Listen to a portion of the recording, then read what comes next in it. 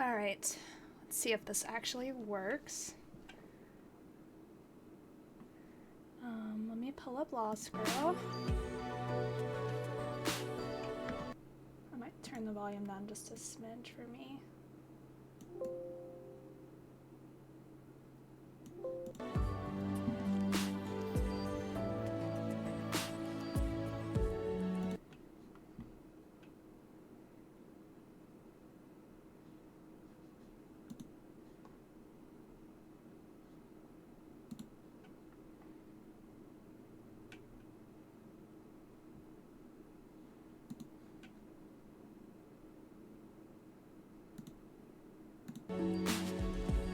Alright.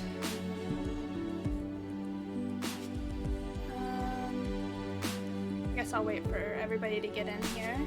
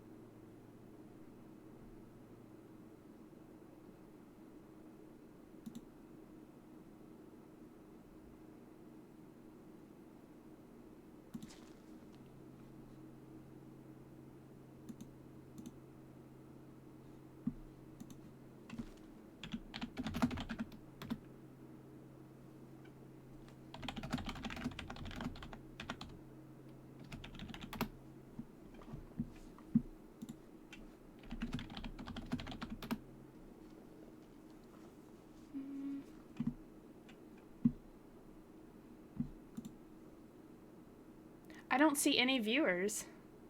It just says no viewers on my thing.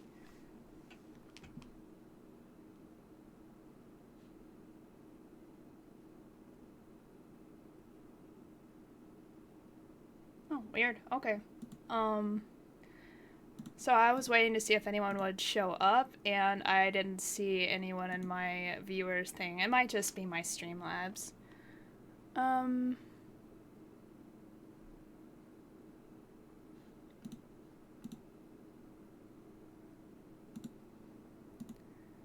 Oh, there it is. Okay. I see 2 people now. Okay, cool. So yeah, feel free to, you know, talk and chat, whoever's here at any time. This is my first stream, so it's probably gonna be, wonky, but I hope I can at least get through the game, within, you know, a decent time and everyone can enjoy it.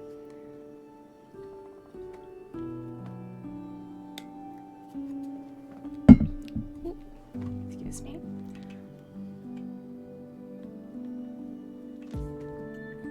Alright, so I guess I'll just start. For those of you that don't know, which everyone viewing probably does, but this is a collab project from me and Daisy Baca. She did the art for this game, and then I wrote this game. So I just wanted to make this my first live stream so I could show something that, you know, I had a great honor in making, helping to make. So here we go.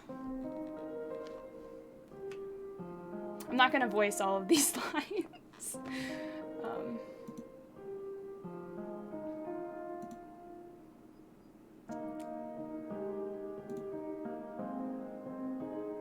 And if I click too fast, just let me know in chat to slow down, and I will slow down.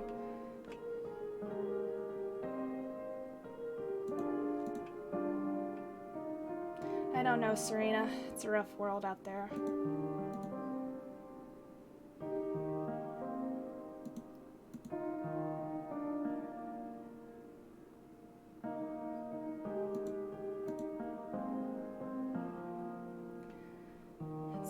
That's also a tough question.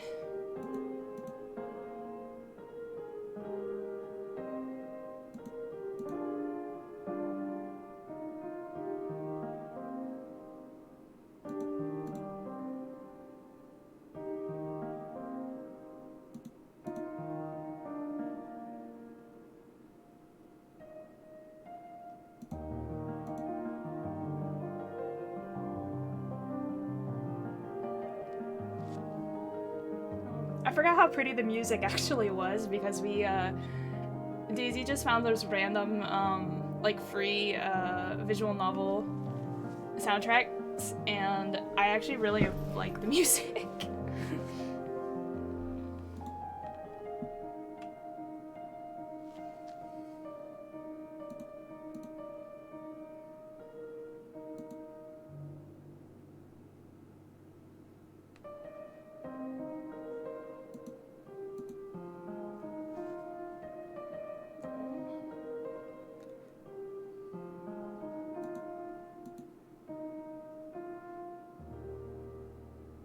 I actually have a stuffed fox too.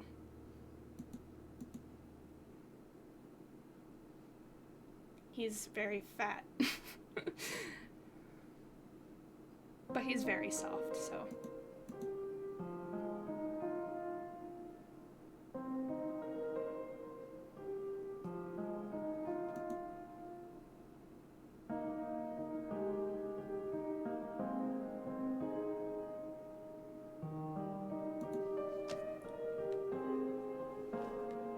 Oh yeah, I should probably post the link to the hang on, let me find it. The link to the game if you guys want to play it. Let me find it so I can post it in the chat.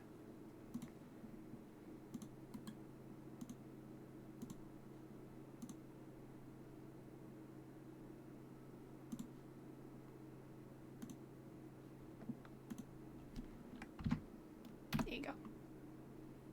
If you guys want to find the game and play it for yourself. Oh, sorry. Despite herself, Serena found a smile drifting to her face. Okay. You can play it for yourself. Hi, Neko. How are you? I'm glad you could make it. I can't see how many people are here because my,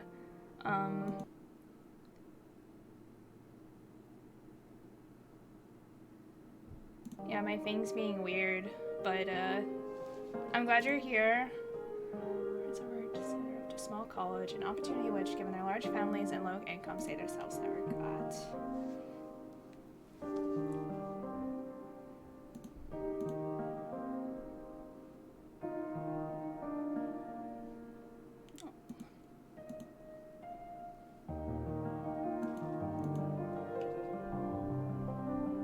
But you know, you're doing great, Serena.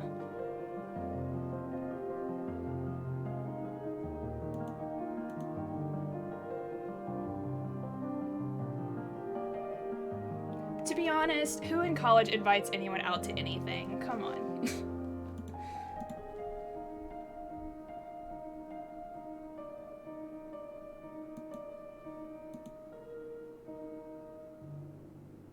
Who has time in college to go out and do anything? Am I right?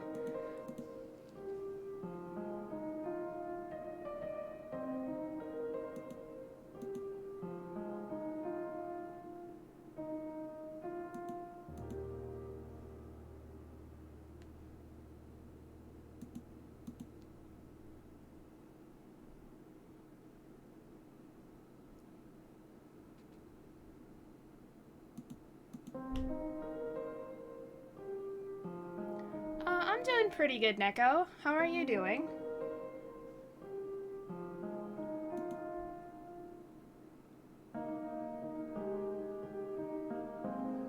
Oh, Felix. Felix is always such a good fox.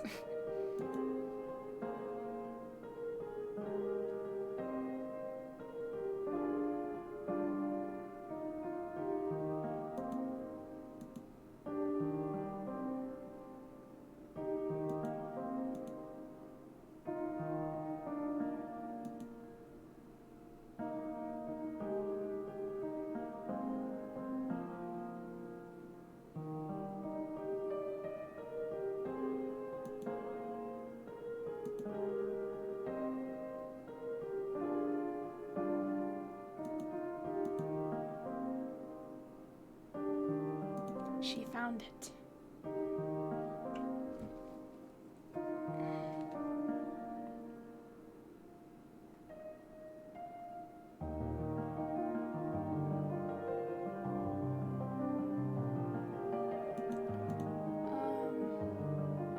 That's good. I also don't know if it's just me, but my chat boxes are disappearing on my end, so it might just be me though, I don't know. Well, don't let the kids yell at you. Say, I am a responsible woman and I have things to do.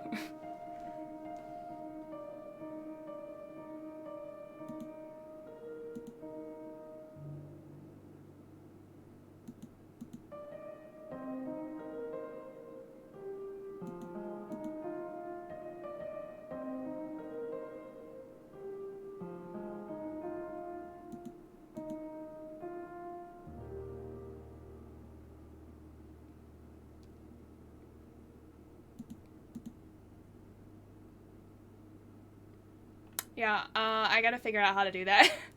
How do I do that? Chat,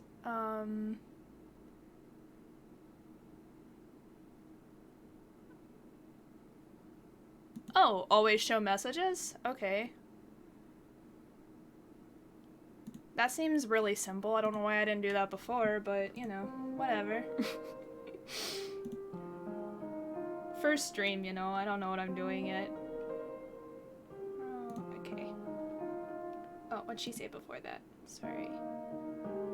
I hope you guys are able to read this in time because I've been skipping things and not reading them properly. It should work now. Should is the key word. Okay, cool.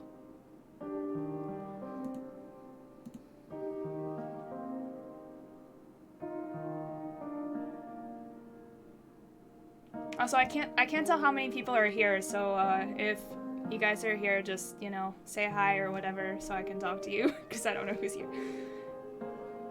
I haven't been reading. That's okay. I mean, I can read it out loud if you guys want to. She's basically just excited because she gets to go to the library.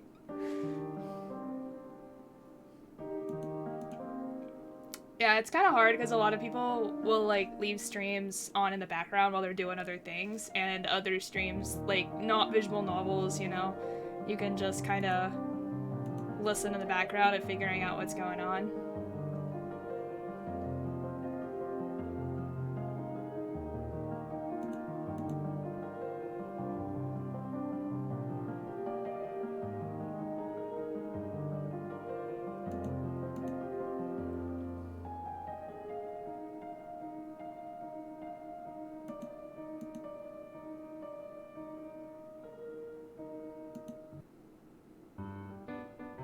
I forgot how peppy this music was. This is how I look when I'm going into a library. This excited. Mostly bookstores is what I end up going to, though. Because there's not a lot of good libraries here, but I love me a good bookstore.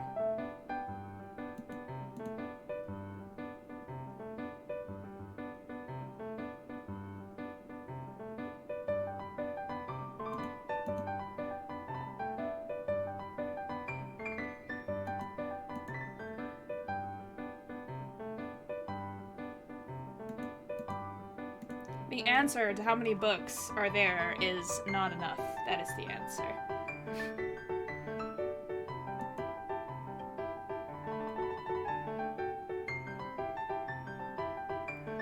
Yeah, the bookstore is so nice. I love the smell of it. I love the atmosphere of it. Like, and usually the staff, like, generally, I'm sure there's some, you know, really annoyed staff, but generally the staff's always so nice. Like, all the bookstores I've ever been to.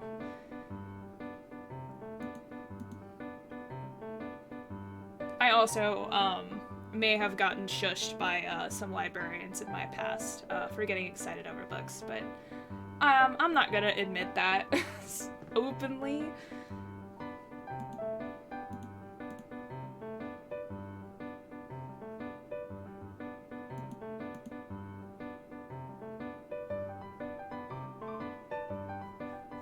RIP. That's That's how I am when I work. I just forget everything else in the world exists. Yeah, poor Serena, though.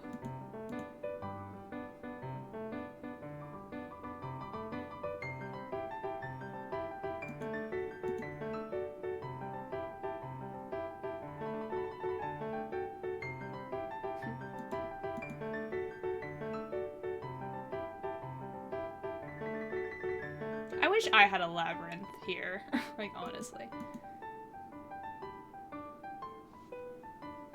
I've been to quite a few, like, bookstores and, I can't say libraries, but definitely bookstores that are, you know, winding shelves of books and stuff.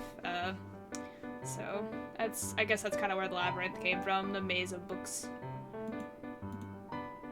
Those are my favorite, when you can literally get lost in books.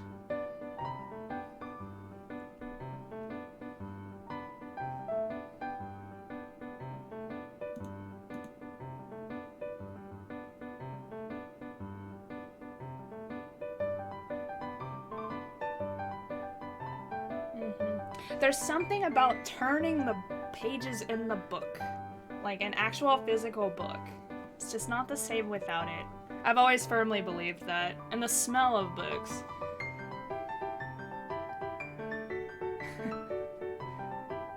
You are a strong, independent woman, Neko. He can't tell you what to do. You can go to the bookstore if you want to. Okay? You can buy as many books as you want. I give you permission. Tell him Heather gave you permission to buy as many books as you want. Because knowledge is power. And the more power you have, the more you can tell him that you can do whatever you want. Logic.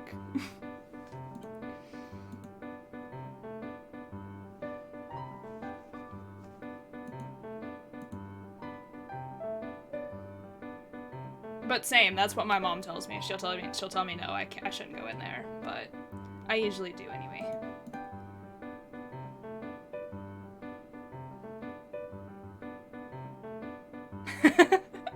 Me too, same. I actually have no money to spend on books right now, but if I did, I would.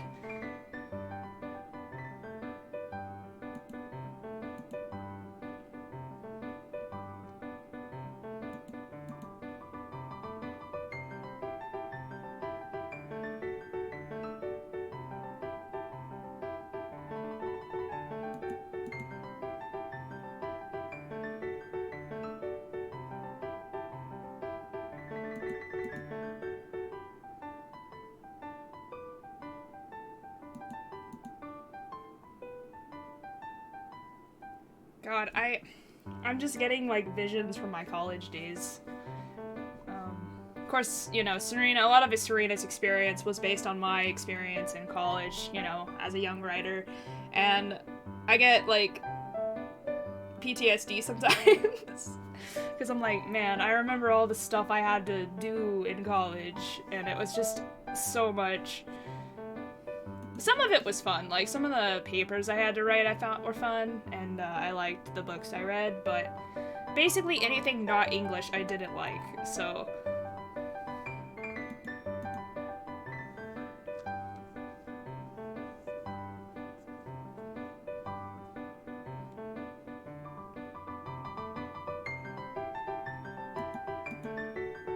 Would it be better if I read this out loud? Because I can read these out loud, I'm just kind of chilling. Like, if you guys are busy and doing stuff, I can read the text out loud. If that's a general consensus on what everyone would like me to do.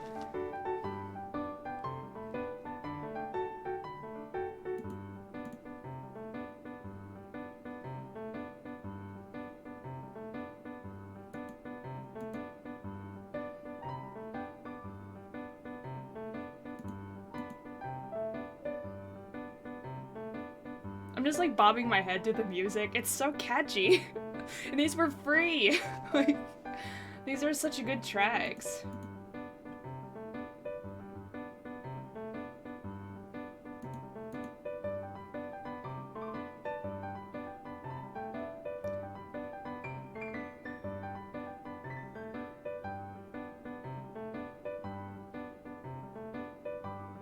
Alright, I'll do my best voice acting, although my voice acting is terrible, so I guess I'll just start from here then, and I'll just start reading them out loud. But I may have to take frequent sips of water. So, it wasn't as if she had a directory. She was not exactly fond of asking that female librarian, for one. She looked at her pamphlet. But all it had was a background on the founding of the library. Pictures of the shelves and staircases going up, an address, and profound literary quotes. All she had to rely on now was her own instincts, which she was often wary of. Aren't we all? She didn't know why, but she decided to make light strides toward the left stairs first. The basement. Perhaps, she thought, people would be scarcer down there, and at every library or bookstore down there, and I don't know how. Then at every library or bookstore. I don't know. That's a text error right there, but I think I meant to say people would be scarcer down there, just like at every library or bookstore she ever went to. But somehow that got cut out. They always had the best and rarest books in the most tucked away sections. At the top of the stairs, she could see this dark staircase leading down. She couldn't quite see the bottom from here. She looked worriedly at Felix, but her fox flesh was silent. Maybe I better not go down there just yet. Serena whispered again, though something was urging her down there. Like fate. She couldn't tell what exactly, but it was like some outside force was telling her to face her fears and take a leap this time. She steadied her nerves, letting out a deep exhale. She tried to focus on the fact that there was indeed a red arrow pointing down, telling customers that there were more books down below. The fact that she was being invited down there by the library itself made her feel a little better. That's such dramatic music change. Tiptoeing down the stairs, thankfully lit fairly well by multiple hanging light bulbs overhead, Serena moved her eyes from left to right. The background CG doesn't say look fairly lit, but you gotta do what you can do when you're using free backgrounds. Her heart was hammering against her chest. She had been terrified by going into the basement alone since she was little. Like most normal children, her mother always assured her. To be honest, though, she was often terrified of going into unknown places alone. Which, with how shy she was often quite a problem due to the fact she found it difficult to make friends. She had even been having problems sleeping in her lone dorm room the last few weeks, though she assured and promised her mother she'd be fine. Yeah, that's me. Like, pretty much everything about Serena is me. Like, I'm also scared of sleeping in the house alone. I like to have someone there, even if, even if I am at home. Like, I like to have someone there because I have a weird panic issues. There's nothing down here. There's nothing down here. Whispering it to herself rarely kept her from shaking, but it did help her mentally.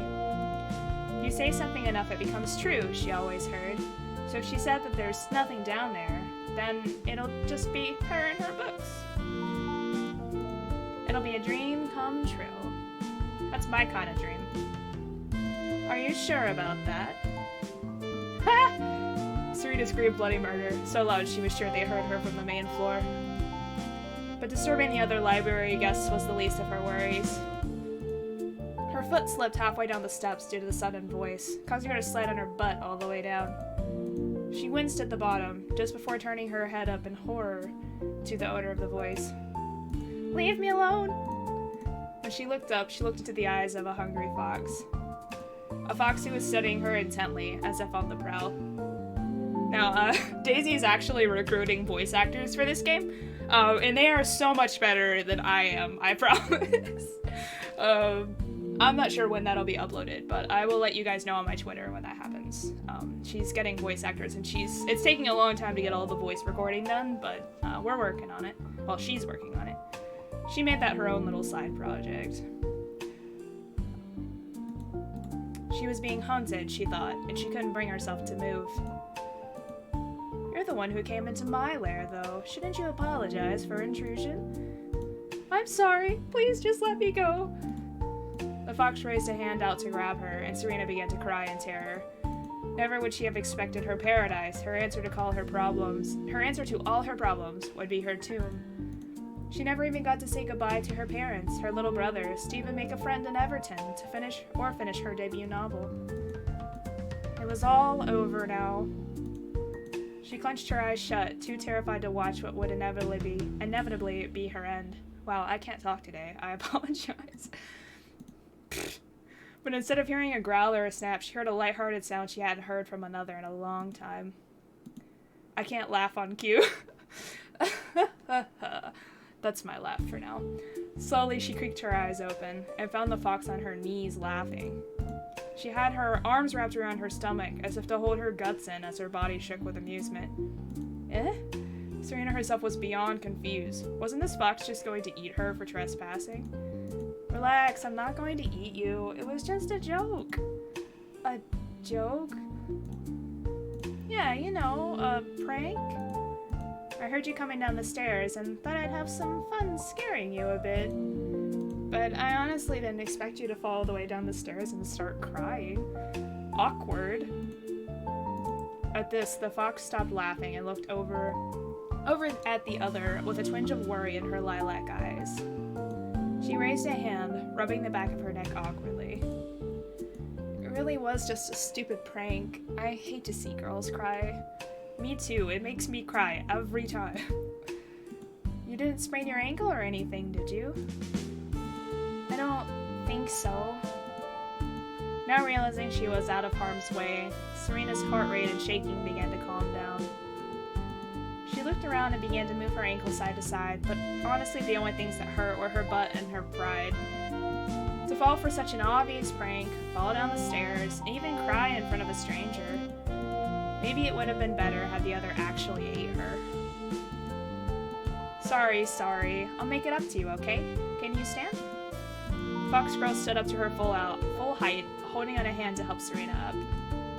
She wore a broad smile on her face, but Serena could tell it had a twinge of nervousness in it, as if she was worried about offending the other with her gesture.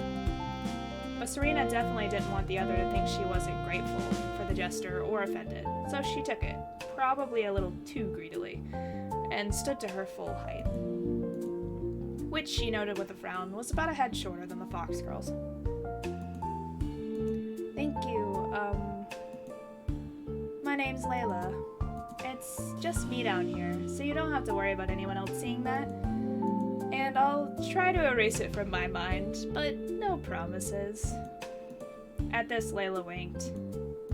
And though Serena felt her cheeks heat up a bit, she also found herself crossing both her arms over her chest in annoyance. She was thankful that no one else was around to see her make such a scene, but she was definitely not happy that the other had pulled such a prank at all in the first place. Serena. And you better have a good reward for this, like the rarest book in the world or something. Gosh, what is the rarest book in the world? I know, like, I've looked it up before, like the most expensive book in the world, but I don't know if that could be considered the rarest book in the world, or if the rarest book would be, you know, a book that maybe we haven't even unearthed yet, that is, like, hidden somewhere. Serena, huh? It suits you. You definitely have that innocent, quiet nature about you. Don't make fun of me. I wasn't. It was a compliment. Shy girls are the best. That's what she's saying. And I don't know about the rarest book in the world, but I have a feeling I could help you find a book you might be interested in. Really? You do that? Whenever it came to books, Serena was always quick to forgive. Not that she was the type to hold grudges anyway. But with the suggestion that Layla help her find the book to ease all her worries into obscurity, it was as if what had happened was erased completely from her mind. What can I say? I lived to please. What exactly are you looking for, anyway? Well, I came here for a few reasons, but I guess the most important reason is a book to help me write one? Oh, a little novelist, are you? Not at all. At least not yet. I actually am a novelist. Not that my books are bestsellers or anything, but I actually have 2 published novels, and I've been sick recently, but I am working on a third one. I'm like a third of the way through that. And if you guys want the link, it's on my blog, which is linked on my About page. I came here to look for inspiration to write my first one, but I have no idea where to even look. For a moment, Layla just studied her. Serena wondered if there was something on her face, or if the other was just perplexed by what she had said. She looked at Layla nervously, wondering what was running through the other girl's head. "Follow me." Without hesitation, or to see if Serena really was going to follow, Fox Girl turned on her heel and began to head further into the depths of the library. Or, as Serena was going to call it from now on, the Fox Den. With worry but also spring in her step, Serena followed the fox further into the labyrinth, wondering what she might find.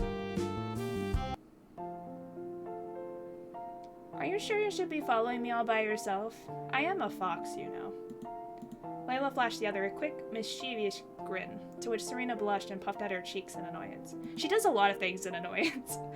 "I can decide who to follow on my own, thank you very much. And though you may look intimidating, it doesn't matter whether you're a fox or not. I could be a killer for all you know." Layla gave a short chuckle, looking Serena up and down in an amused way as they walked further into the basement. "Really? You, a killer? Okay, fine, I'm definitely not a killer. Not even a little bit violent. But that doesn't mean you are either, just because you have sharp teeth and intense eyes. So I've still got those killer looks. Good." Serena's cheeks were no longer puffed out as she studied Layla's lithe form, as she turned around and continued leading the other further into Labyrinth. Did the Fox Girl want Serena to think of her as a killer or not? This is very confusing. I need to know. The bunny girl furrowed her silver eyes in confusion. She really didn't understand Layla's meaning at all, but she supposed she had never met a fox girl before, or known Layla long enough to understand her antics. "Like what you see?" Serena blushed wildly, instantly looking away. She realized she might have been looking a little too intently, so much so that Layla might get the wrong idea. "It's not like that, you just had a stray hair, is all." I'm also terrible at lying, so Serena really is, like, the shyer, I don't know, like, more innocent version of me, I guess. Is that so? Quite an intense face to be making over just a hair." Layla began to chuckle at her own joke, and Serena rolled her eyes. I had to do a dad pun somewhere. They're too good. She couldn't help but think Layla's pun reminded her of one of her dad's infinite lame jokes. Seems like even 2 hours away, she still couldn't escape them. "That wasn't even remotely funny." "Really? Then why am I still smiling?" Despite herself, as Layla turned around and gave the other a huge grin, Serena found it hard not to smile as well. She even chuckled a little, realizing there's no point in dampening the mood. All right. It was a little funny. Suddenly, Layla stopped. Serena froze in place, glad that she was able to stop in time and didn't run into the other awkwardly, as she often did when trying to cross a busy store or street. Layla's eyes, though they were darker in color, gleamed brightly in the dimly lit room they had just entered. She gazed at Serena with an intent expression that the bunny could not identify. Are you okay?" Serena let out meekly, tilting her head in confusion. Was it something she said? She did? She couldn't help but think, was the other upset at her? She clutched her bag to her chest tightly, her body tensing up as it always did when she felt a confrontation about to arise. "Your smile," Layla spoke softly, softer than Serena had heard her talk this whole time. And she was so serious that it was starting to make Serena even more nervous about this encounter. But before Serena had time to reply, Layla reached out a hand which, to the bunny girl's surprise, was super smooth to the touch. Fox's hand gently caressed Serena's cheek, which began to turn red in embarrassment at being touched in such a doting way. "It might be the brightest thing I've ever seen." Oh, Layla's so sweet. The bunny girl found herself completely still, her heart dancing in rhythm she had never felt before. Here she was, in a deep embarrassment with a stranger who was now caressing her cheek and looking at her with such an intense stare she didn't know quite what to make of it. No one had ever looked at her like that before, as if their attention was solely encapsulated by just her presence. As if they were scared they would miss something she did and didn't dare look away. To say her smile was extraordinary bright, Serena felt her bottom lip quiver, unable to reply in any other way. Sorry, I acted without thinking again. I do that all the time. Here, this is what I wanted to show you. It was as if someone slapped Serena in the face. Foxgirl retrieved her hand and quickly turned, so fast that Serena couldn't see her expression. Did she make the other upset? Was there something she was supposed to say in response? But it seemed like, as Serena finally willed herself to take a step forward into the next room, the moment to discuss it had passed. Amazing! What is all this? Serena's attention was quickly grabbed by the large sea of books that surrounded her. Hundreds of books were scattered, some filed neatly into bookshelves barricading the outskirts of the room, some in stacks covering a pair of 2 ornate coffee tables spaced out perfectly apart to take up the middle section of the room, and some scattered across the floor, by themselves or tucked away in numerous cardboard boxes.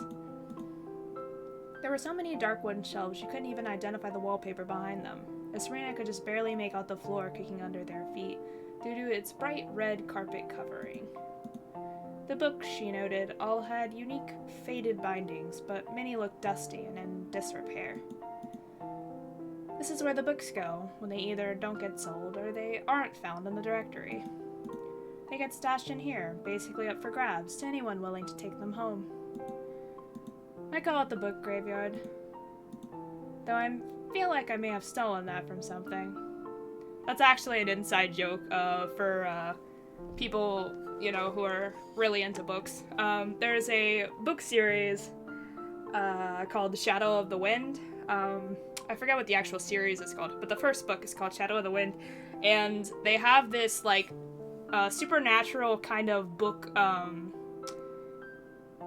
it's called the Book Cemetery, where, old forgotten books go basically to die, and then people that are basically graced with going there will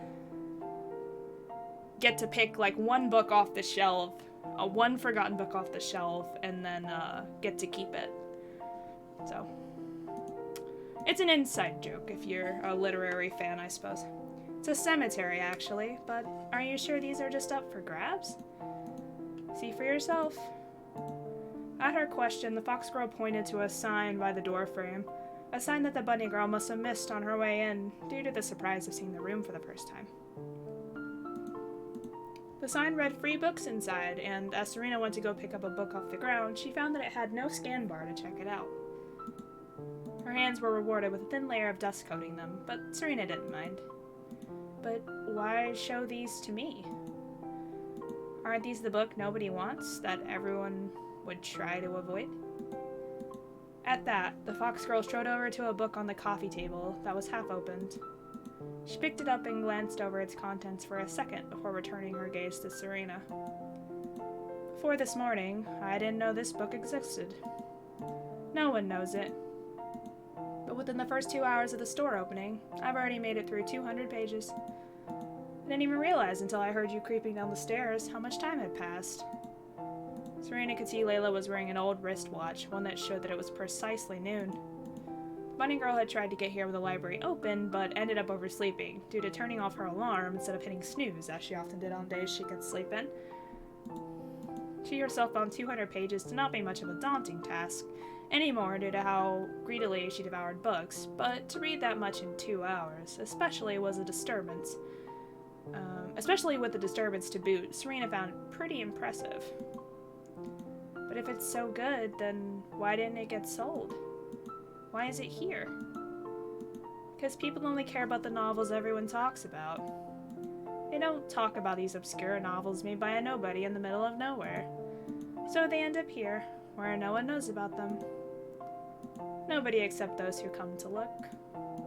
Serena looked at the book in her hand, wiping off the rest of the dust on her faded leggings and opening its faded red cover. In curiosity, she read the title, typed neatly in swirling italics. The Starless Magician. She for sure had never heard that as a book title before. She found herself turning the book to the first page and began to devour it, like she had any book that crossed her path, except those books she found empty despite no matter how many words they held within. Before you start, you should probably sit down. Foxgirl herself had already made herself at home, sitting in the corner of the room with the book in her lap. She patted the space on the rug beside her, inviting Serena over to come read with her. Apparently, Serena noted, there were no actual seats down there. So they would have to make do with sitting on the old rug, not that Serena herself minded as long as she could curl up with a good book. Serena clenched her bag over her heart again, wondering if it was wise to be sitting so close to a stranger. But the way Layla looked at her with those inviting eyes, and the invitation to read a new book no one else knows, Serena found was impossible to resist. Right. Serena made slow, cautious strides over and lowered herself onto the floor as gracefully as she could. She sat down about a foot away from Layla, who was now giving her a proud smile. Once you're done reading that one, a whole new world will have opened up to you. And from what Serena knew about novels, she knew Layla was telling the absolute truth. Every novel she found led her into a different world she never would have been able to enter on her own. Books were like portals to another dimension, and once you stepped through, always stayed with you. Serena steadied herself, books in her hands, and began to devour her first forgotten book. As she began her journey into this book's world, she wondered if this book would help her on her journey. But she could only find out one page at a time. I didn't realize how many journey references I made in this. I didn't do that intentionally. Or did I? Excuse me, I'm getting some water before I read more. I didn't realize how many words. I think the draft, and I'm pretty sure I used single space. I think the draft, document was 60, no, I want to say 80 pages. I can't remember. It was in Google Docs, so I don't remember. Okay. Sorry. Have to take a break every so often to regroup my voice. Alright,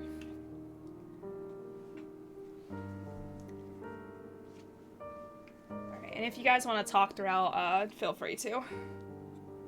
Doesn't matter whether I'm in a break or not. Alright. Before she knew it, Serena had devoured another book. But it was different this time.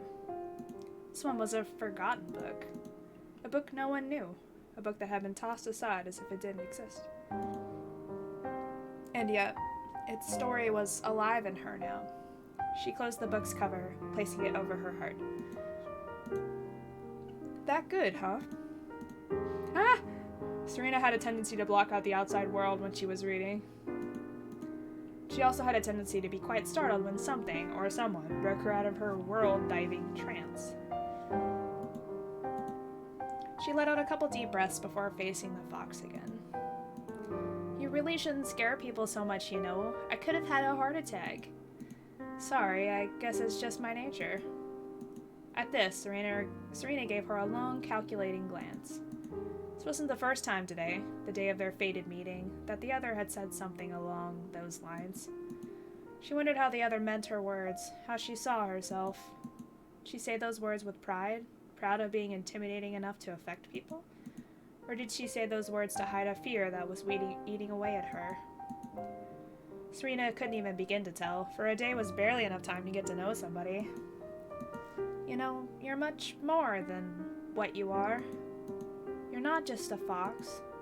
You're Layla, the girl who showed me this amazing place, who introduced me to this book, and probably many more, and I don't know if I could ever repay that. So, thank you. Thank you for being you. Oh, Serena's too precious. Oh my god. Damn, I don't know what I would do if I heard that in real life. Serena gave her a bright smile the second she had given her that day, and Layla's cocky grin faded from her face. Instead, what replaced it was first a surprised look, one that showed she was completely caught off guard by the other statement. which soon molded into a small smile of contentment. You really are something, you know that? Well, that's good. I might have a crisis if I find out I'm not really anything. Serena's poor excuse at a joke, both of them fell into a fit of chuckles, which soon swirled into a tornado of laughter.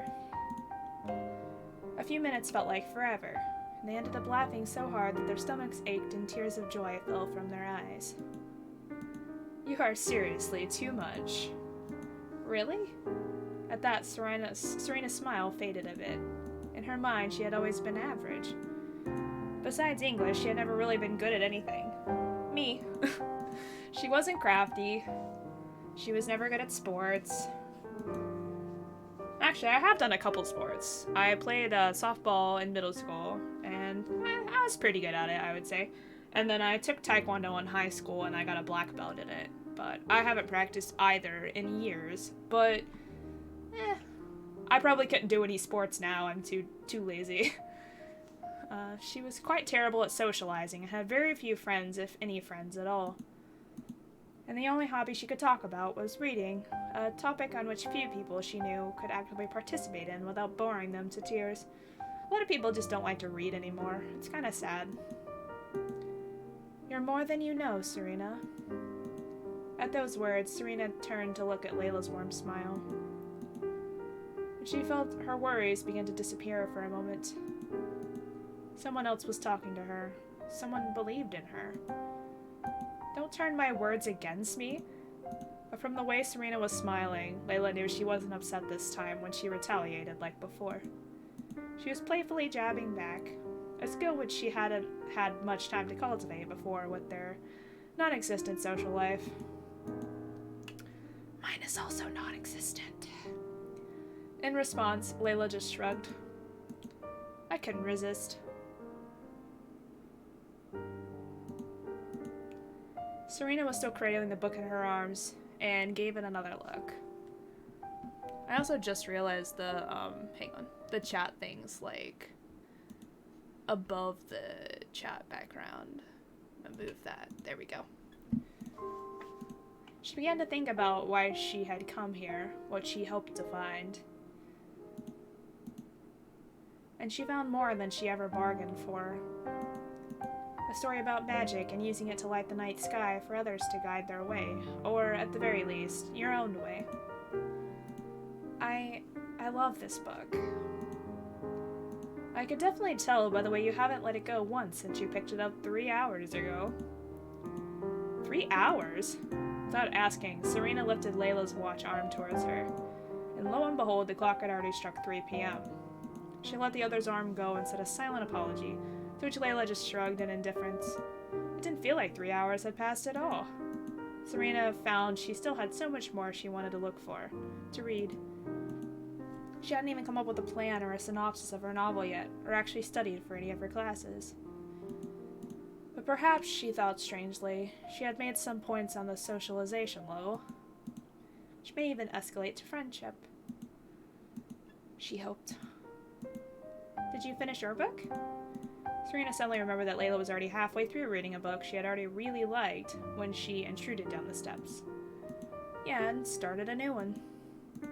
When Layla raised the book now in her lap, Serena noticed that it was definitely not the same book she was reading before. This book had gold letters curving down its spine and looked to be about a fourth of the way red, from the place Layla marked it with a small felt bookmark. Have you always loved reading? I suppose. I was a little more adventurous as a child, always running out to play and all that. But sometime after, I became a bit more solitary. Books were my escape, and I've been unable to keep myself from them. Sounds pitiful, doesn't it? Serena wondered what could have changed. Perhaps, she thought, people just changed and became new people over time. Somehow, though, she could tell something happened to make Layla change. Though the circumstances might be hard to digest, she was glad Layla chose to become an avid reader. After all, it led them both to this point. Serena shook her head firmly. They are an escape, but they also teach and help you grow. Books are portals to everywhere. How could you not want to explore them? to learn about all these places and worlds laying just beyond the surface. At that, Layla's warm smile returned. She seemed happy with the sentiment. She couldn't deny Serena's words. Though Serena didn't know the details of the other's past, much like Layla didn't know her own, she felt content that someone else at least appreciated books and her understanding of them. So what now? Want to find another book? Honestly, Serena had no idea what the next step was. She didn't expect to read a whole novel in one sitting. She certainly didn't expect to be reading right alongside a fox. But here they were. I think I need to think about what my novel should be about. Well, I'm all ears if you want to discuss it. I've got nothing but time. At this, Serena gave the other a curious glance. Why did the other choose to come to Labyrinth in the first place, anyway? Surely she wouldn't have known about the forgotten books down here. But it was something Serena couldn't quite bring herself to ask with how new their relationship was. I haven't quite sorted it out yet, but I will. I have faith in you, even though I barely know you. Which is weird. But I suppose not as weird as sitting next to a stranger reading forgotten books all day. Yeah, I guess so. Serena chuckled at that, unable to deny Layla's claim. It was strange how fate brought them together that day. How they managed to be so content in the other's company after so little time of knowing one another. Perhaps, Serena thought, it was just the kindred spirits of book lovers. Perhaps it was that fate had something more in store for them. Fate has much more in store for them. If I have anything to say about it.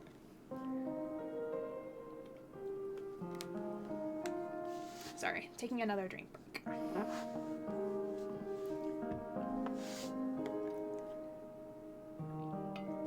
That's a lot of text.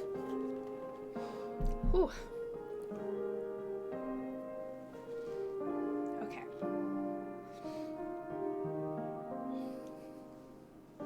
Back in her bedroom, after a decently short and uneventful walk home, the rabbit girl began to contemplate how her evening had gone. Serena spent the rest of her time that day at Labyrinth staring at a notebook with a pen in her hand. She scribbled some thoughts down and then crossed them out one after another by the dozens.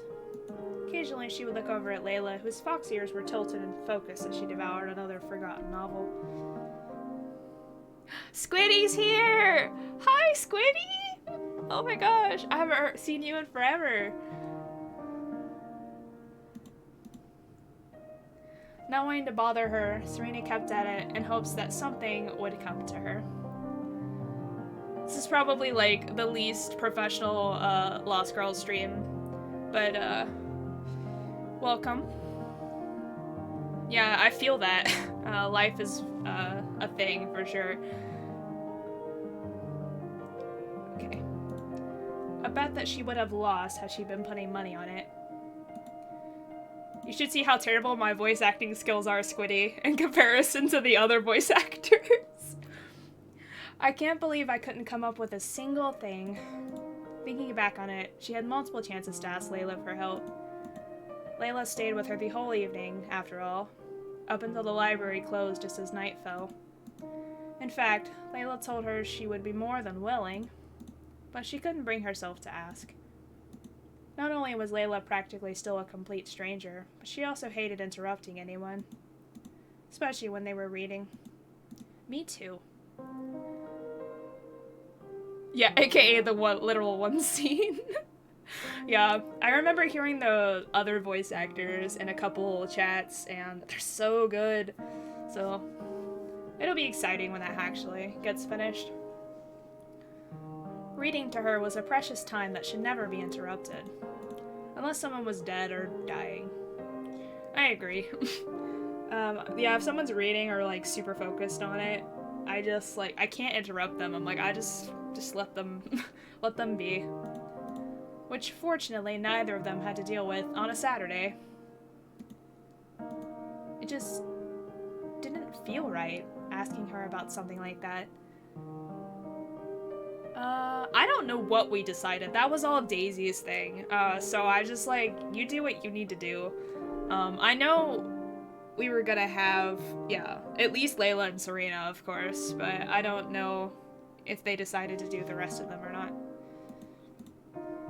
A book was a very personal thing to Serena, something you put your heart and soul into. She didn't feel she was okay with opening up to someone she just met quite so intimately yet. Maybe it wasn't a big deal to others, sharing novel ideas out into the ether as if it was little more than pitching a sales idea. Which, with, you know, the economy, it kind of is. Capitalism. But to her, it was like cutting off a part of her soul and handing it to another. She just wasn't ready for that kind of commitment. Okay, you have fun, Squiddy. No problem. I'm not keeping you here. If anyone wants to leave at any time, feel free. I mean, I'm glad you're here, but I can't force you to stay here. For my wonderful voice acting skills. You understand, right, Felix? She was sitting on the side of her bed, her fox plush's arms tucked beneath her thumbs as she held him in her lap. She gazed into his eyes, but she couldn't find any answer. She took that as his way of saying, you should do what feels best to you. But the problem was, Serena didn't know what that was. What should I do? I also do this. I talk to myself all the time. It was the question that hit every young adult, especially those in college, once you made the commitment to go to a university, especially if you or someone important to you sacrificed so much for you to be there. Then you felt as if you have to have a plan, an answer. But how do you decide what to do with your life? How do you make that dream a reality? The more Serena thought about it, the more lost she felt. Hence, lost girl. Poke, poke, nudge, nudge. The more questions she had. She could take an infinite number of paths, but which one was the one she was meant to walk on? And what if she took the wrong one? Where did her story truly begin? I wish I could just wake up and be an author. Me too. A successful author. And just write and read forever. It was a dream she had had since she was young, cuddled up in her blankets with a book close to her. When she was too young to read, her mother read to her.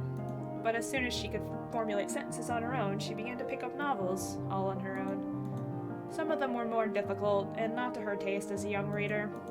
She always appreciated them and what they took the time to say. Even if she herself wasn't all that moved by it. Perhaps I should just write what's on my mind without thinking too much about it? But wouldn't that seem kinda, excuse me, I mean, can I really just throw up on paper and expect it to be good for someone to like it, just because it's my real thoughts on paper? There's no real way to write. From a writer, like, to everyone else, there is no real, like, set way you have to write something. Like, you can, you know, some people, everyone has their own method. Like, some people throw up on paper and figure it out. Like, they don't stop and edit, and they just go. And then me, I have to start at the beginning of a story and then write it chronologically, and then I have to edit as I go. Like, I'll write a few paragraphs to a page, and then I'll edit the whole page, and then I'll keep going and keep going, and then I'll go back and read what I wrote before, and I said, does that make sense? And then I'll go back down and write some more. It's a process, and everybody does it differently. She looked down at her fox plush, who she could have sworn scrunched up his nose in distaste at her. I swear my stuffed animals do that to me sometimes. She chuckled a bit and gave him a pet. Sorry for the analogy, Felix, but I just can't decide. If I think too much about it, I can't write at all. But if I don't think enough, then I worry. It won't have any weight to it at all. And so was the crutch of the writer. To constantly worry whether the substance of one's work was enough. To wonder if it was too blunt or too detailed. To constantly dance between the void of thought and instinct. Perhaps I can ask Layla tomorrow. I love her little blushy face, it's so cute. and she can help me decide. If she could not decide on her own, then she could ask a fellow book lover, and the only person she felt confident talking to one-on-one in this town. She knew the other couldn't tell her how to write it, as the words and ideas had to come from her own soul, but if the other could steer her in the right direction, then Serena felt it was worth it to ask. Let's hope she's there tomorrow too, Felix. Otherwise, I might never know when I get the chance to ask. At the thought of not being able to see Layla again tomorrow, she frowned. She knew this person was still a stranger, and they weren't exactly friends or even acquaintances at this point. But she felt a sort of strange kinship with this girl, as a fellow reader and book lover, but also as something else beyond what she could describe. Sorry. I went back a sentence. A feeling that would take quite a bit of time spent around Layla and in contemplation to identify. You're right, Felix. I need to stop worrying. I'm sure she'll be there tomorrow again, and everything will be fine. The fox, of course, didn't answer, but she felt Felix agreed with her as she hugged him to her chest and laid down against the pillows. She nestled herself into a comfortable spot, throwing the blankets over her body and closing her eyes. Everything will be fine, she assured herself as she began to drift off into the world of dreams. Though, in the back of her mind, she thought about the forgotten book she had tucked away in her bag, wondering and worrying if she too would be forgotten in Layla's mind by the morning, just as the book was forgotten and left behind in the darkest pits of Labyrinth. Or perhaps she would be found, just as the starless magician had been by her. She supposed only the morning would tell. Alright, literally every break I have to take a drink. This is a lot of text. I'm late again! Serena ran through her morning routine as if someone had placed an open flame under her feet. She had forgotten, with her mind so much filled with other things, to set an alarm to wake her up in enough time to get to the library upon opening. Apparently, her entire weekend was going to be spent on forgotten things, her everyday forgetfulness included. She wanted to spend as much time as possible there, not only for the sake of planning out her novel, but she also had neglected to study for her classes the day before, and figured she'd work on that while she was there. She wondered if Layla would be a good study partner, though she assumed the fox, as a fellow reader, would be much better at helping the other pan out her novel. Felix, you have to wake me up next time! The fox simply stared at her with blank eyes once more, which she read as, and you shouldn't rely on others to wake you up. Felix is just sassy. Which, that she couldn't deny. Why was Felix always so painfully right? She honestly didn't know why she was rushing so much. She didn't really have anything pressing to get to today. She herself was setting her own timetable on getting to the library to study, both for her novel ideas and for her class studies. But the more time she had there, the more she felt she could accomplish. So, running a brush through her hair and grabbing her bag, she bolted out the door. I hope she's there today. She really didn't like the idea of being surrounded by complete strangers, or being in a dimly lit basement all alone. Even a place full of books was intimidating if there was no one you knew around. Even if that person was just someone to fill the void of space that kept you from feeling like you were truly alone. Oh, I love this one. This is such a great background music song. When Serena walked into the library, she noticed it was practically the same as yesterday.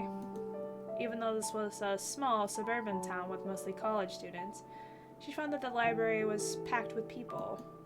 Of course, she didn't recognize any faces, so she couldn't tell if these were the same people. Except the librarian, who looked up from behind the front desk to scowl at her before her eyes returned to the top of her desk. She's probably running through a checklist of ways to murder me. Serena mumbled with a wary chuckle to herself. She obviously didn't think the librarian would hurt her at all, but she did have a scowl that made Serena uneasy, like she was walking on broken eggshells. She didn't even know the librarian's name. She must have made a very bad first impression. I feel like I've made a lot of very bad first impressions. Trying not to think about it, Serena made her way to the stairs. Oh my god. This background music. Oh my god. Like, my feels right now. Whew.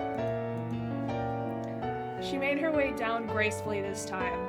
Well, about as gracefully as she could when she was in a hurry to get to the bottom. She managed to get down them without falling down, screaming, or crying. Oh my god. I need to know the name of this track. Holy crap. I could listen to this forever. Progress, she thought. Layla, you down here? Serena asked as she cautiously made her way to the back room of forgotten books, peering over bookshelves. As soon as she made it to the back room, she held a hand to her heart and let out a deep sigh of relief. There, in the exact same place she left her yesterday, was Layla. Morning, sleepyhead. At this, Serena rolled her eyes. She didn't need yet another person to remind her she overslept, though the first one was a plush toy who never actually said any words aloud. She's not crazy, don't worry. Not that she would ever tell Layla or anyone that. Part of me thought you might not show up. And why wouldn't I? I've been coming here for a long time. In fact, it would probably take a miracle to keep me from coming to this place. As Serena sat down behind her on the carpeted, dusty floor, Serena noticed that Layla had another book half opened in her hand. This book had a black binding and worn silver letters dancing down the spine. She couldn't read the title, but she didn't feel like she needed to. Whatever Layla was reading was her own business. She was honestly just grateful she was here at all. So, I have a question for you. Layla looked up from her book, and her eyes narrowed cautiously as Serena began to unpack her bag.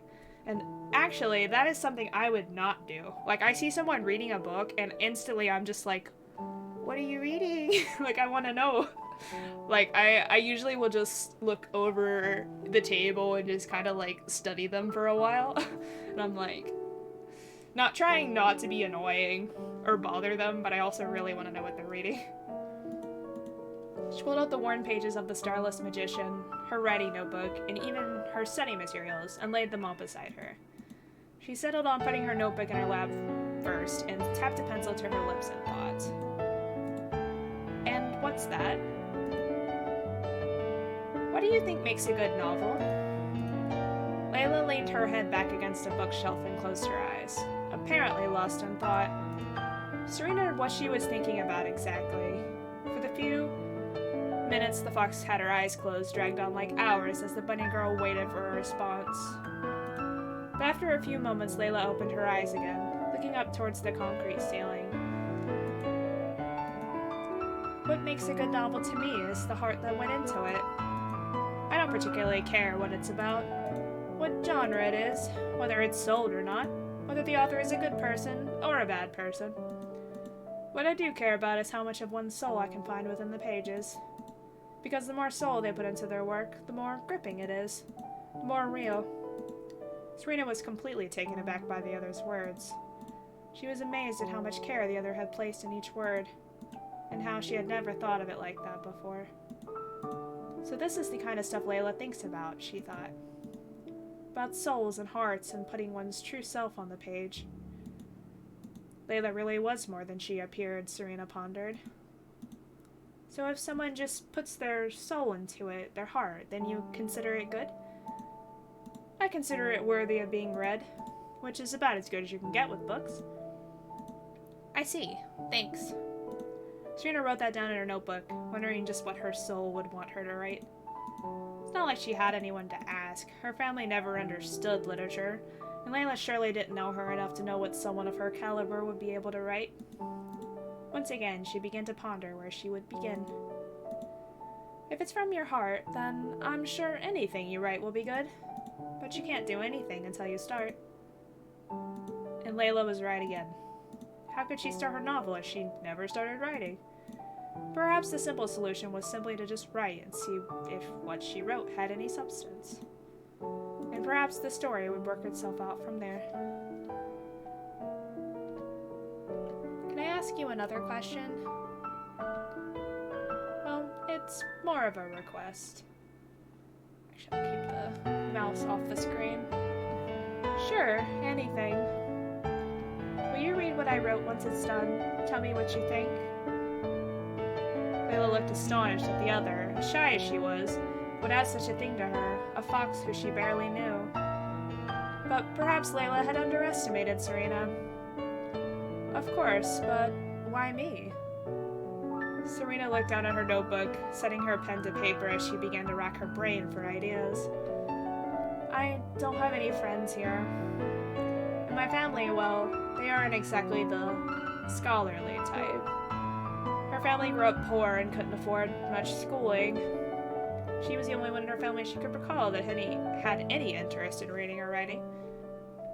Her family all had hobbies of their own, though hobbies she herself couldn't quite grasp. But they couldn't quite grasp hers either.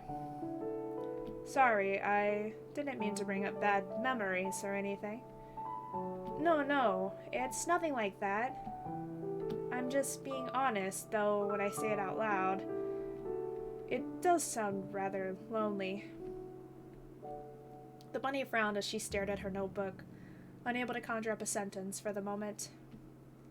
She had family back home, but she had no one here. She was chasing her dreams, but was it really okay to chase her dreams all alone? Would it make her happy? Serena didn't know. It makes you feel any better. I'm alone too. I don't have any friends or even any siblings for that matter. My parents are almost never home, so I've pretty much grown up by myself. Serena looked over at the other with watery eyes. She couldn't believe that the other had gone through something so lonely, so painful. She wanted to reach out and give the other a hug, though she thought that might be inappropriate with how little they knew each other. I'm so sorry. That must be awful. Layla shrugged like it was no big deal. But Serena could see the pain in her eyes when she talked about it. She couldn't even begin to know what it was like to have parents that were never home, that never waited up for you, that never missed you. It's not all bad. I can basically do whatever I want. Though I suppose that's not always a good thing. Too much of a good thing was too much of a good thing.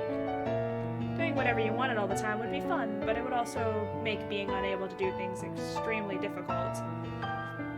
And it could also make you do rash things for the sake of your own greed. But she believed Layla wouldn't be the type to do anything bad. Not that Serena really knew her much at all, though. But to have no one to spend all those adventures with, that seems sad. An idea hit Layla then, like a meteor striking the earth. She seemed to be shining so brightly, but then her face fell all at once. Serena expected her to say something, but she was deathly quiet. What is it? Nah, forget it. Serena wasn't the type to let things go unsaid. She was the curious type who always wanted answers, always dug until she got them. It got her into quite a bit of trouble as a child, more than she'd care to admit. Please tell me. I promise I won't make fun. Serena gave her those innocent eyes, and Layla let out a sigh in defeat. How could you not tell her? She placed the same felt bookmark in her book as the day before and closed it shut. She set it aside, getting the feeling that this conversation was going to take up more time than she thought. She wouldn't be able to read for at least a little while. I was just thinking, what if we went on adventures together? Adventures. At the suggestion, Serena found her eyes light up just as Layla's had. What was it like to go on adventures with someone else? Neither of the two, from what they had said, had ever known. That sounds amazing. Her face beamed like a ray of sunlight, her mind already whirling through possibilities. There are so many places I've always wanted to go, but Mama and Papa could never leave work and leave my little brothers behind to go. And I've had every opportunity to go places, but going someplace alone just feels like it defeats the purpose, doesn't it? I know what you mean. It's lonely. They both brooded on the thought for a brief moment, but Serena didn't want to let that spoil the moment. For any opportunities as possibilities could potentially bring them. So, Where do you want to go first? Wait a minute. You're just going to go? Just like that? Serena laughed, nodding. She dismissed the other's concerns with a wave of her hand. I know we don't know each other all that well, but this is a good chance to start. Besides, you've had plenty of chances to murder me, and you didn't. Though you did almost eat me when we first met. I told you that was a joke. It's a rather trusting analysis, though. That definitely might get you in trouble one of these days. Tell you what, if I ever feel like you're doing anything suspicious, or I don't trust you, then I will run and turn you in myself. I'm quite a fast runner, if I do say so myself. I'm also pretty fast, you know. Think you can outrun me? Let's hope we never have to find out. They both laughed at that, the mood going from dark to light. They began to use the rest of their time that day, planning what they would do at their next evening of free time, where they would explore. By the end of the day, Serena had finally made plans with a potential friend, tomorrow evening after class, in fact. She had managed to study quite a bit of her dull textbooks, and she even wrote down a potential opening paragraph for her novel. Things were beginning to look up. That's a productive day. Wow. Okay, another drink break.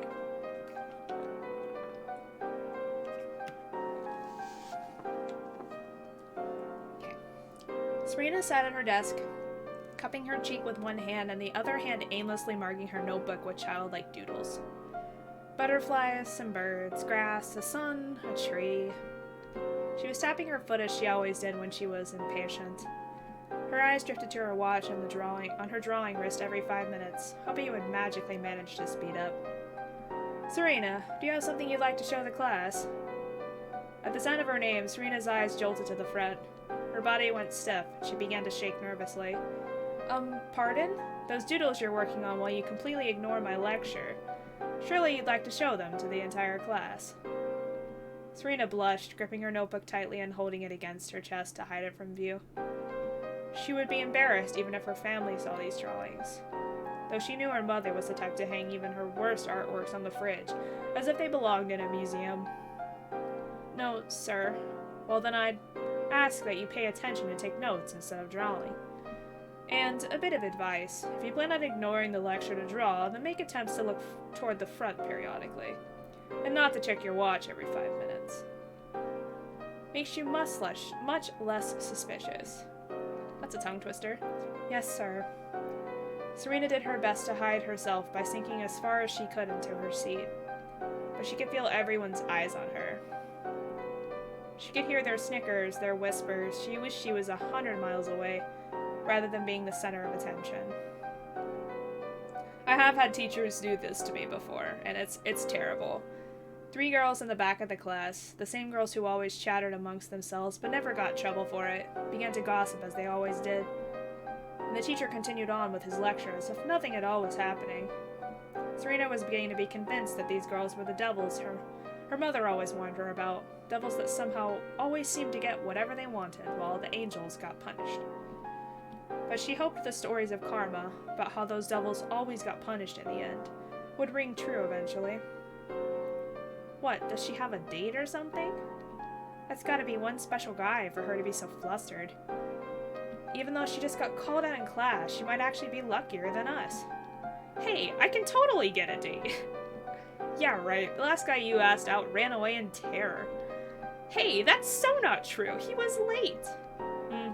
Sure he was. You two are hopeless. Speak for yourself. Maybe we can take some pointers from her. If she'll even talk to us.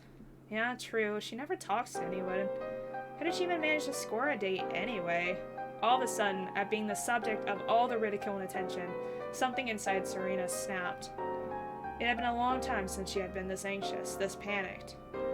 She couldn't take being stared at like she was an alien, laughed at, talked about right behind her back. It's not a date! She erupted as she stood up from her desk, still hugging her notebook to her chest. Suddenly the room got deathly quiet. The teacher stopped lecturing in mid-sentence, the class stopped scribbling down notes, and even the girls behind her had stopped gossiping. Everyone's eyes were on her again. In her rage, she had completely forgotten herself, that she was in the middle of class, surrounded by about 30 other students just like her, all of which were now just simply staring at her in confusion and shock. Her heart pounded in her chest, her breath hitching at her throat. I'm sorry, without being able to be the center of attention any longer.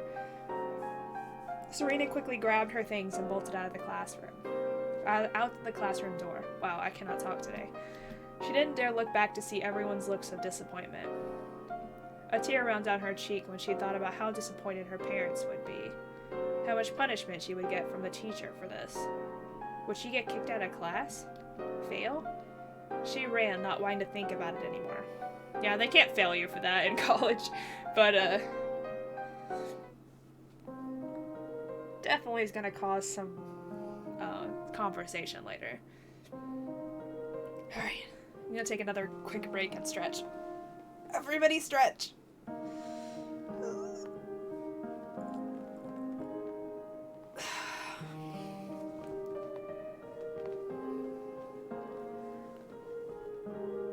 Okay.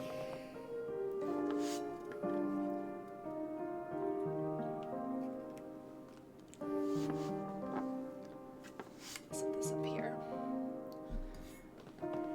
She ran to the meeting place, a small convenience store around the corner from Labyrinth. Everyone in this area knew well and visited frequently, knowing full well she was nearly an hour early. She didn't want to be anywhere else, see anyone else. She wanted to be with the one person she knew wouldn't make fun, the one person who wouldn't judge, the person who, as she opened her eyes wide, was right in front of her now. Serena? I didn't expect you for at least another 30 minutes. Are you okay? She never was good at hiding her tears, or hiding anything, really. Me, I can't lie. Her mother always said she wore her emotions on her sleeve, and one look at her face was enough to know everything she was feeling. Serena frantically reached up her sleeve and began to attempt to wipe them away. What was left over, she was sure, was a red-splotched wet mess. But it wasn't as if she could fake it, no. Sorry, I thought I'd have some time to calm down, but...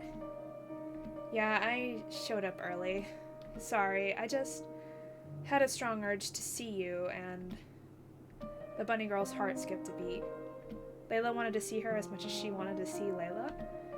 So much so that she showed up early to wait, in hopes of even getting to spend an extra few minutes of time with her. Her cheeks flushed, though she doubted Layla would notice over the red remains of her tears. That's probably weird, right? Or stalkerish, even? We barely know each other, after all. God, I must sound completely stupid. No, I think it's nice. I wanted to see you, too. Despite the fact that she was just crying barely 5 minutes ago, Serena found herself smiling softly at the other, thinking that someone else wanted to see her, was waiting for her.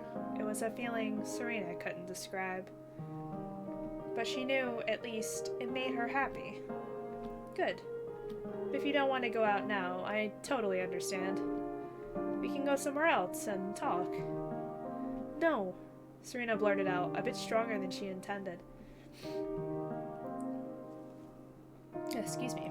She was so used to being coddled, to not being taken seriously. She wanted to make their intentions clear. She didn't want there to be any misunderstandings. I want to go, with you, and I don't want any of my negative feelings getting in the way of whatever fun we have. So let's go. On one condition. Name it. Layla narrowed her eyes and began to study the other's face, as if she was searching for expressions to cue her in on one particular detail Serena was unaware of. Serena shook a bit self-consciously. That you don't run away from your feelings. You don't have to tell me what happened, or even what you're feeling now. But I will not let this adventure be an excuse to run from your problems. Okay? I promise I won't run. At least, not anymore today. The fox smiled, gesturing a hand toward the street across from her. Well then, princess. Off we go, to our first adventure. Right. Serena giggled, and then began to walk side by side down the afternoon suburban streets, wondering just what sorts of things they would see when they reached their destination. I forgot about the aquarium. Hurry up or we'll miss the penguin show. Penguins? They have penguins in Everton? Layla laughed, grabbing the other by the hand and rushed her inside. Just moments ago, they had eagerly handed the attendant some cash, which Layla generously offered, and the attendant bowed his head in thanks as they practically ran inside. Serena really didn't have much time to look as Layla rushed her along. She held on for dear life in the hopes that Layla wasn't joking. That there was going to be real-life actual penguins here. Ones she had only seen in animal books or browsed on Google Images. She smiled brightly as she turned her head from side to side, watching in wonder as water and rainbow creatures flowed all around her, just one glass pane away. Thank God, they're just about to start now. And suddenly, they were stopped. By the time they got there, the indoor benches outside the penguin habitat were already filled with people. Mostly parents and children who were laughing and playing a bit too loud and showing each other keychains and plushies their parents had bought them at the gift shop. Layla frowned, looking a bit disappointed at not being able to get a front row seat. We can just watch back here. It's quieter and I can still see just fine, she assured Layla, who shrugged in response. The frown drifted from the fox girl's face, and a look of sheer excitement replaced it, as she watched a female aquariz step out into the land portion of the habitat on the other side of the glass. I actually looked that up. That is a real occupation. That's what they're called. The aquariz spoke into the microphone wrapped around her ear, and the show began. And it was only then that Layla realized she still had Serena's hand within her own, when she attempted to lean backward against a concrete pillar to rest her back on and felt Serena's arm tug against a small force. Sorry, I guess I grabbed it without your permission. The fox girl released the other's hand quickly, holding her hands up in the air as if to prove her innocence. Layla's cheeks were red, but she tried to drift her attention to the penguin show so as not to draw attention to them. Serena found that her own cheeks heated up a bit when she realized she had held the other's hand, even if it was just for a few moments. She had never been even that close to a friend before, and it made her feel warm and wanted. It's okay. I'll let you know if you do anything I don't like. Promise? Layla gave the other a grin, but deep in her eyes was a look of sincerity that proved to the bunny girl that she was being deadly serious. Serena gave the other a smile, nodding her head. Promise.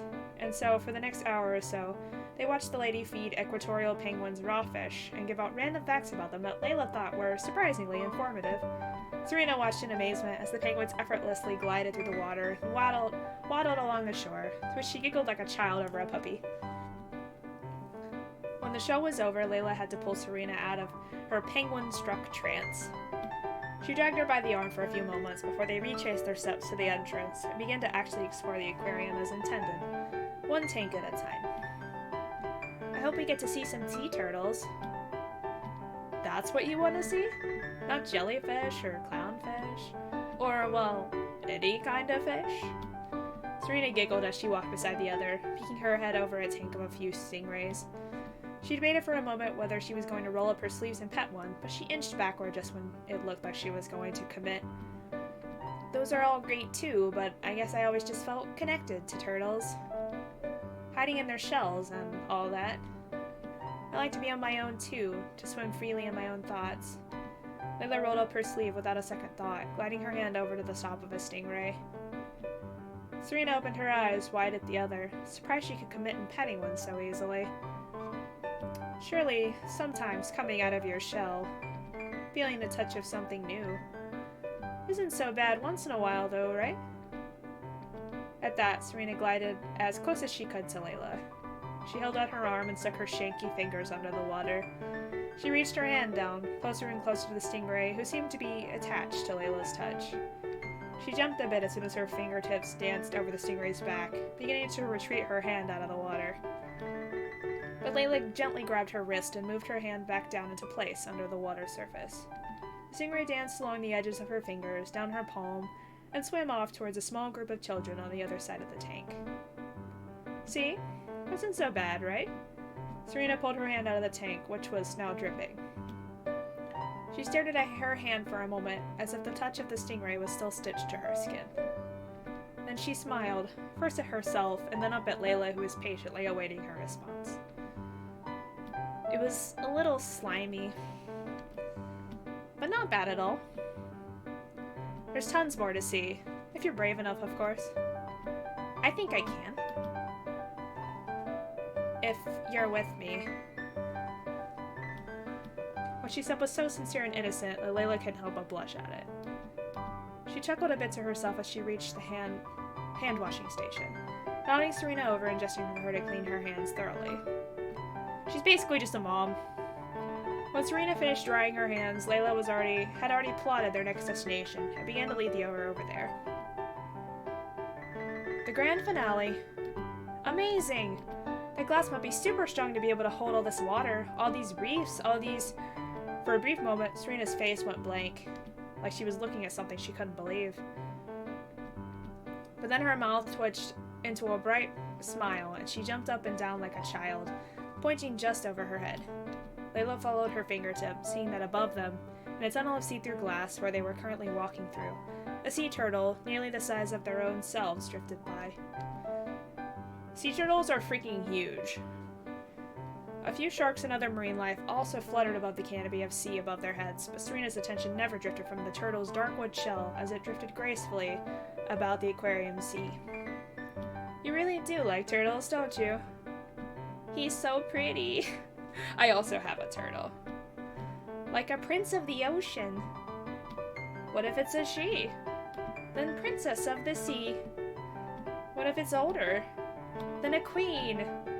Fox Girl began to laugh, which Serena echoed. Laughing, they both knew now was really contagious.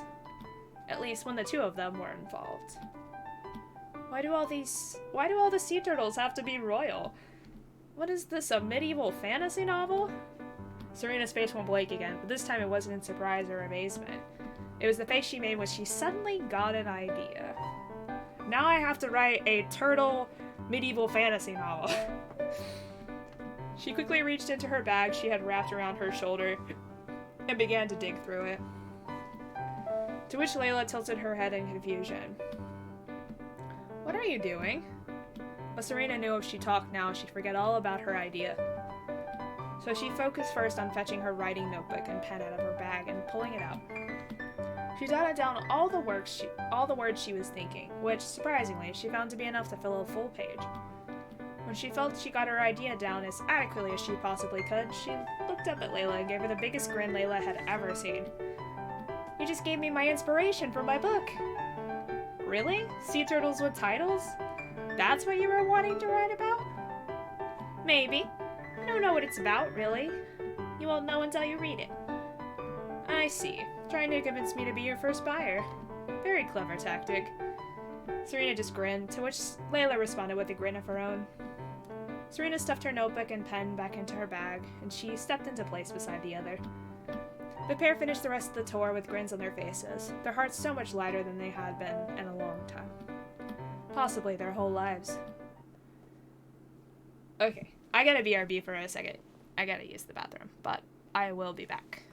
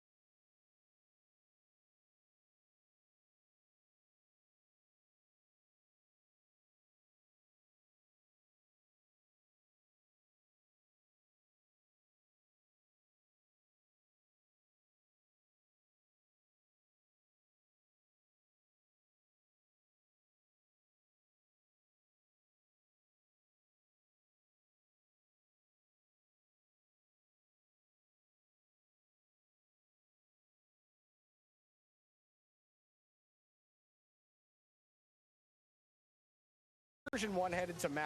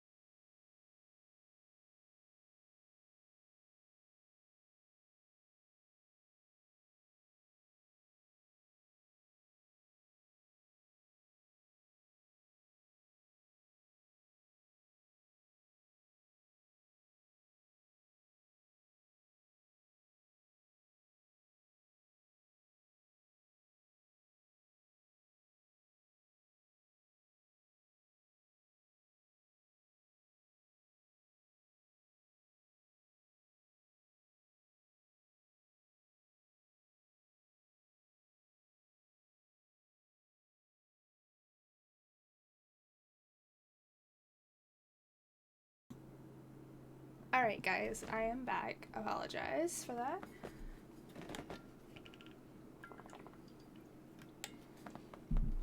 Alright, back to Lost Girl. So, I guess this is where we part ways for now. Yeah. Serena stared at Layla for a moment, then cast her eyes down to the sidewalk just outside the convenience store, where they had met a few hours previously. They were just standing about a step apart, just far enough to where she could reach out and touch the other. But Serena found that she was shaking far too much for that. She locked her hands behind her back, shifting her weight from one leg to the other, nervously. Are you okay? Yeah, of course. I just, well... With a tilt of her chin, Layla tried to find and meet Serena's gaze again. The other was shifting so much she couldn't quite find it. She wondered if all her future conversations with Serena were going to be like this. Not that she minded the other being shy. So Layla sighed and gave the other the sweetest smile and voice she could muster. Whatever it is, I won't be mad, okay? And I could never hate you. Or think any less of you. So tell me? Something about the other, her confidence, her bravery, her faith in someone she had often hated herself, made Serena want to open herself up. More and more with each moment she spent with Layla. But Serena's personality of always holding herself back, and fear that someone would hate her, still made her have second thoughts. Perhaps the more time she spent with the Fox Girl, the easier it would become to open up. Or perhaps it would be just as difficult, but she would be able to manage if it was her. I bought you something at the shop. The bunny girl pulled her linked hands out from behind her back and held up a small paper bag designed with aquafish and bubbles on it that fit perfectly into the center of her palm. Layla's eyes went wide as she cautiously held out a hand to take it. For me? Well, for both of us, actually. I just really wanted to thank you for the book idea, and for this trip, too. I had a lot of fun, and... Serena buried her head again, unable to face the other with a flood of blushes forming all over her face. She felt Layla's fingers tickle her palm as the other cautiously picked it up. She heard the crunch of the paper as Layla peeled back the tape, and the cling of metal as two pieces fell into her palm. After a few moments of silence, Serena found she couldn't take it. She looked up, over the presents now resting in Layla's palm, 2 metal turtle hair clips, 1 bronze and 1 silver. They're hair clips, see? Bronze for you and silver for me. And we could wear them together. I just figured you might get mad at me if I bought something for you and not for myself, because I don't have a lot of money, so I bought a matching gift, and... Serena. When the other looked up at Layla's face again, she found that tears had begun to fall from them. For a moment, Serena's body went numb, terrified she had done something wrong. She wanted to reach out, to explain to the other what she had meant. But before she could say anything, Layla cut off all her pleas by wrapping her free arm around Serena's shoulders and burying her face in the crook of the bunny girl's neck. Serena could feel Layla's warm tears on her skin, her warm breath, her soft lips as she began to speak against her pale skin. Thank you, Serena. You're welcome. Never having had a friend before, Serena didn't quite know what to do. She stood there awkwardly for a few moments, but then she gently raised a hand and placed it softly on Layla's back. If this is what the other wanted, the other needed, then Serena was happy to oblige. After all, the money had meant to give the fox the gift of the precise reason for thanking her for this trip. For the precise reason of thanking her for this trip. A hug was just an extra bonus? A tip? Though Serena could never quite see a physical exchange like this as just a business transaction. In fact, she didn't quite know what to call this at all. Sorry, I know this isn't really your thing. Layla pulled back after a few moments, wiping away any traces of tears with her sleeve. She used one hand to hold the bronze turtle clip and held out the silver one to Serena. She was smiling brightly, and Serena wondered if perhaps those tears were actually happy ones. At least, she hoped they were. Shall we try them on, then? Serena nodded with eagerness, glad that the other was no longer crying and seemed her bright and proud self. Yeah! Serena took the small clip out of the other's hands, and the two girls pulled up their bangs slightly, just enough hair to clasp the pin to where it would rest in place comfortably. Then they turned back towards each other and giggled. Kinda weird, isn't it? Wearing an animal when you're a part animal yourself. You're most definitely not turtle material. It's not weird. It's cute. It is? I say so. At this, Layla reached out a hand and swept a stray hair away from Serena's face. Then it's even prettier on you. Oh my god, she's such a sweet talker. Serena felt her cheeks go instantly hot, as if someone had set a fire to them. This wasn't the kind of heat from embarrassment at being the center of attention in class. This wasn't the kind of heat from fumbling about trying to find the words to say to a stranger. This was the different kind of heat. A warmth she had never felt before. A warmth that made her heart skip a beat. Well, it's about time for you to get home, isn't it? You got that novel of yours to work on after all, not to mention classes tomorrow, right? Yeah, you're right. When Layla pulled her hand back, Serena felt the warmth slowly leave her body. She felt a shiver run down her spine. She felt like someone had given her a blanket, only to pull it off her shoulders moments later. She was relieved that the other didn't make her come up with an answer she didn't have, but Serena also felt a little empty. Why was that? Oh, and about whatever was bothering you earlier. No running, right? Serena nodded, putting on a brave face. No running. Not ever. Good. Well then, message me, alright? We'll make our next plans then. Serena was about to ask how, when the fox girl pulled out a small strip of paper folded in half and placed it into Serena's palm at her side. She got her digits! The bunny girl flinched for a moment, but she closed her hand into a fist and held the paper there protectively. Layla wanted her to have it, but she would hold on to it for dear life.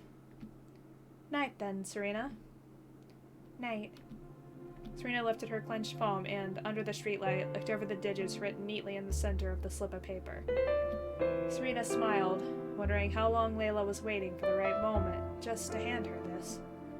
To give her this opportunity to open communication with her. Serena placed the slip of paper protectively into a pouch inside her bag, and began to walk back to her dorm, the streetlights guiding her path. Oh, I wish it was that easy to get girls' digits in real life. Am I right? As soon as Serena got home, she immediately pulled the slip of paper out of her bag and unlocked her phone. With excited taps, she entered Layla's number into her records as a new contact. One of the 4 that she currently owns, the other 3 being her mother, her father, and the school's student resources. And the school's student resources office. Wow. That was all she had ever needed to get by, but just looking at this 4th contact made her smile more than any of the others she had ever entered. Felix, I think I finally made a friend. A real friend. At least, I hope I did. Of course, it had only been a few days since she had met the other, and there was no way Serena would possibly know if this friendship was going to last. Layla might get fed up with her one day, or the other might move away and they might never see each other again. Life has a way of surprising you, constantly keeping you on your toes, Serena's mother always said. But she always added afterwards, not all of those surprises are bad. Meeting Layla, Serena thought, was a good surprise. It was completely unexpected, and a little scary, but Serena liked spending time with the other. She liked sharing her interests, a lot of which they both had in common. She liked not being judged for being who she was, and she liked that the other encouraged her, not just in her dream of being a writer, but also to be brave and to not run away or hide from her problems. Layla supported her, but also pushed her to be her best self, and that was a rare trait in a person. Oh, I guess I should call Mom and tell her the good news, huh? Looking at Layla's contact number made her all giddy. For the first time, she could call or text someone just for the sake of it. To just say hi or talk about silly things. She didn't have to call and ask questions. She didn't have to call when she only had news or to prove that she was absolutely, totally fine. She could call or message for any reason. That was a warm relief to her. Hello, Serena? Can you hear me? Oh, sorry, Mom. I guess I spaced out for a minute. Serena hadn't even realized she had pressed her mom's number until the line had already connected and her mother's voice echoed over the phone. Serena cradled the phone against her ear, thankful to hear the comforting sound of her mother's laughter on the other end. At least you haven't changed that much, my dear. Always my little astronaut. I guess you're right. Serena was always a little klutzy. Her attention span usually stuck in some thought about a book or story growing up, so her mother began to call her an astronaut. Head always in the stars, she said, always dreaming. The nickname stuck around, even now. So what did you want to tell me, sweetheart? Well, I think I've made a friend. Her mother let out a surprised, excited gasp. Serena was reminded yet again of where she got her nature of being giddy about things she found cute or interesting from. Her intuitive side, she knew, she got from her father, who was not a man of many words, but as kind and thoughtful a man as one would ever meet. That's great, honey. You haven't had a good friend in ages. You've been due. Not since her 8th grade year in middle school, Serena recalled. A girl in her science class who she bonded over talking about animals with. Unfortunately, the girl transferred out halfway through the year, to Serena's devastation. She would talk to people sometimes after that, but they were never more than acquaintances. She hadn't had anyone she could truly call her friend since then. Until now. Her name's Layla. I met her in the library. She's a book nerd, like me. And we read books and went to the aquarium and talked about all sorts of things. And I just got her number. The way Serena squealed happily into the phone made her mom echo the sound right back. And it made Serena even giddier to see she wasn't the only one excited about this. That's great, honey. Are you going to meet with her again soon? I haven't made plans yet, but I'm gonna message her after this. I just wanted to tell you first. First news I've had since I've come here. Sweetie, you don't have to rush things. You've only been there a month. I'd say you're progressing well. Thanks, Mom. I'm really gonna try my best. I know you will, sweetie. You always do. Serena smiled into the phone, so happy her mother was always there if she needed her. Hello, Cat. How are you? I now have a cat in my lap. That her mother would always support her. It was something she had hoped everyone could have. Well, I'm gonna get off here. I'll let you go, Mom. Okay, dear. Good luck with your new friend and classes. You're doing great. Thanks, Mom. Owen, sweetie? Yeah? Thanks for telling me about your friend. Your friend. Quotations. You're welcome. Bye. Bye, sweetheart. As soon as the call ended, Serena's fingers drifted over to Layla's number. Her talk with her mother had given her motivation to go through with it, but was she supposed to message or call? I always get, like, super, anxious when I go to call somebody. I'm like, oh god. Would Layla even respond right now? Or was she the type to wait and reply later?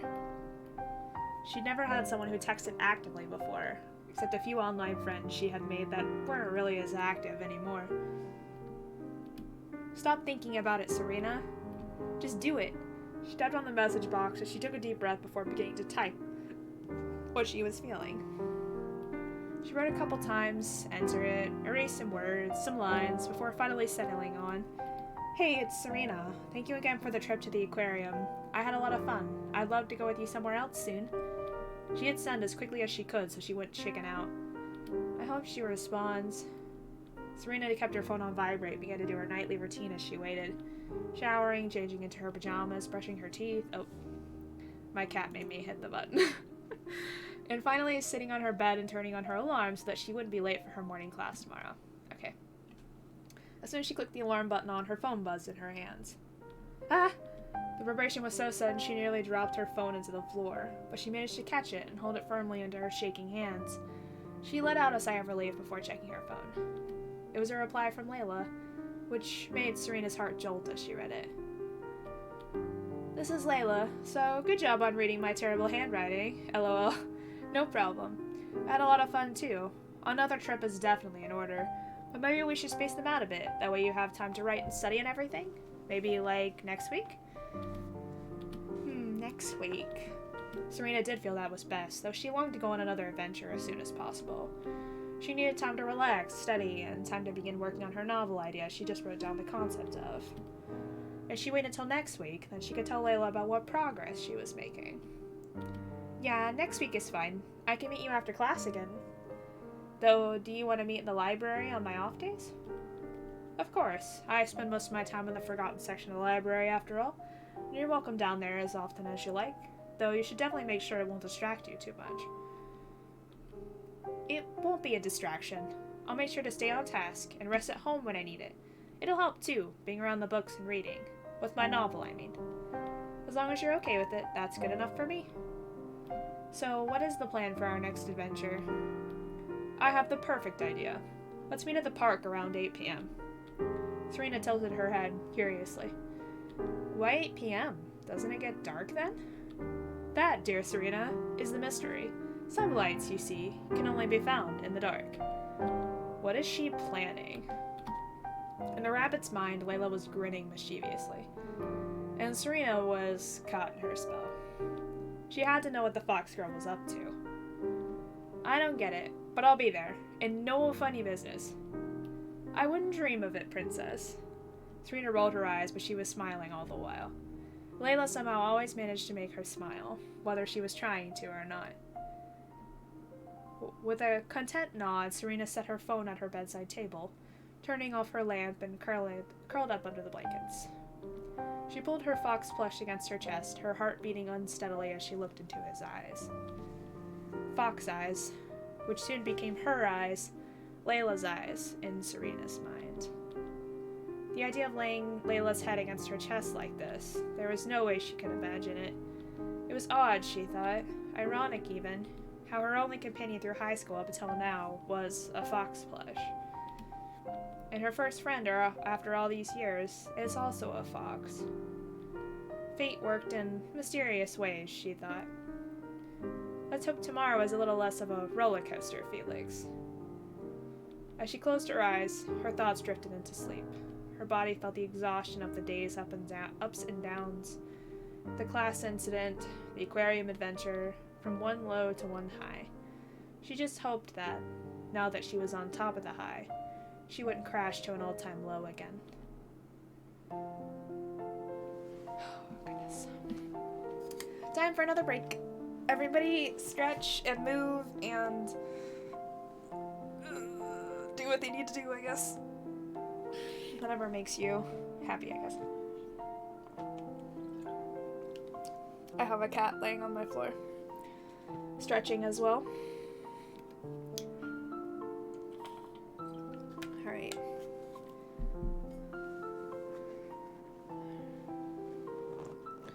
I guess everybody is busy, which is fine.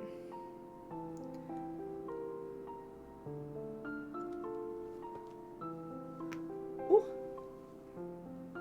Gonna pop my neck. I didn't realize I'd be recording this long, but I guess it is kind of a long story. Well, not a super long story. It took me, like, by myself about 2 hours to get through it, but I also read fast, so. And I'm actually reading everything out loud. So, taking me a little bit longer, but it's worth it. Okay. A little over a week passed without much incident. Serena spent a lot more time at home, trying to study for an exam she knew she was all too unprepared for at the end of the week. Fortunately, due to the hours this week she spent in her room crying and giving herself a headache, as she devoured her textbook and notes, she was able to pass with a high B. A much higher grade than she expected. Between studying and going to classes, she really didn't have much time to spend on formulating her novel or going to the library. She did manage to formulate a bit more of an outline and a potential synopsis, but writing it out, well, that was a different story. She did go to Labyrinth one evening after class, last Wednesday, but if she was being honest, it wasn't for any reason other than she was feeling lonely. After spending so much time with Layla lately, and then going for days without, it left her feeling quite alone and empty inside.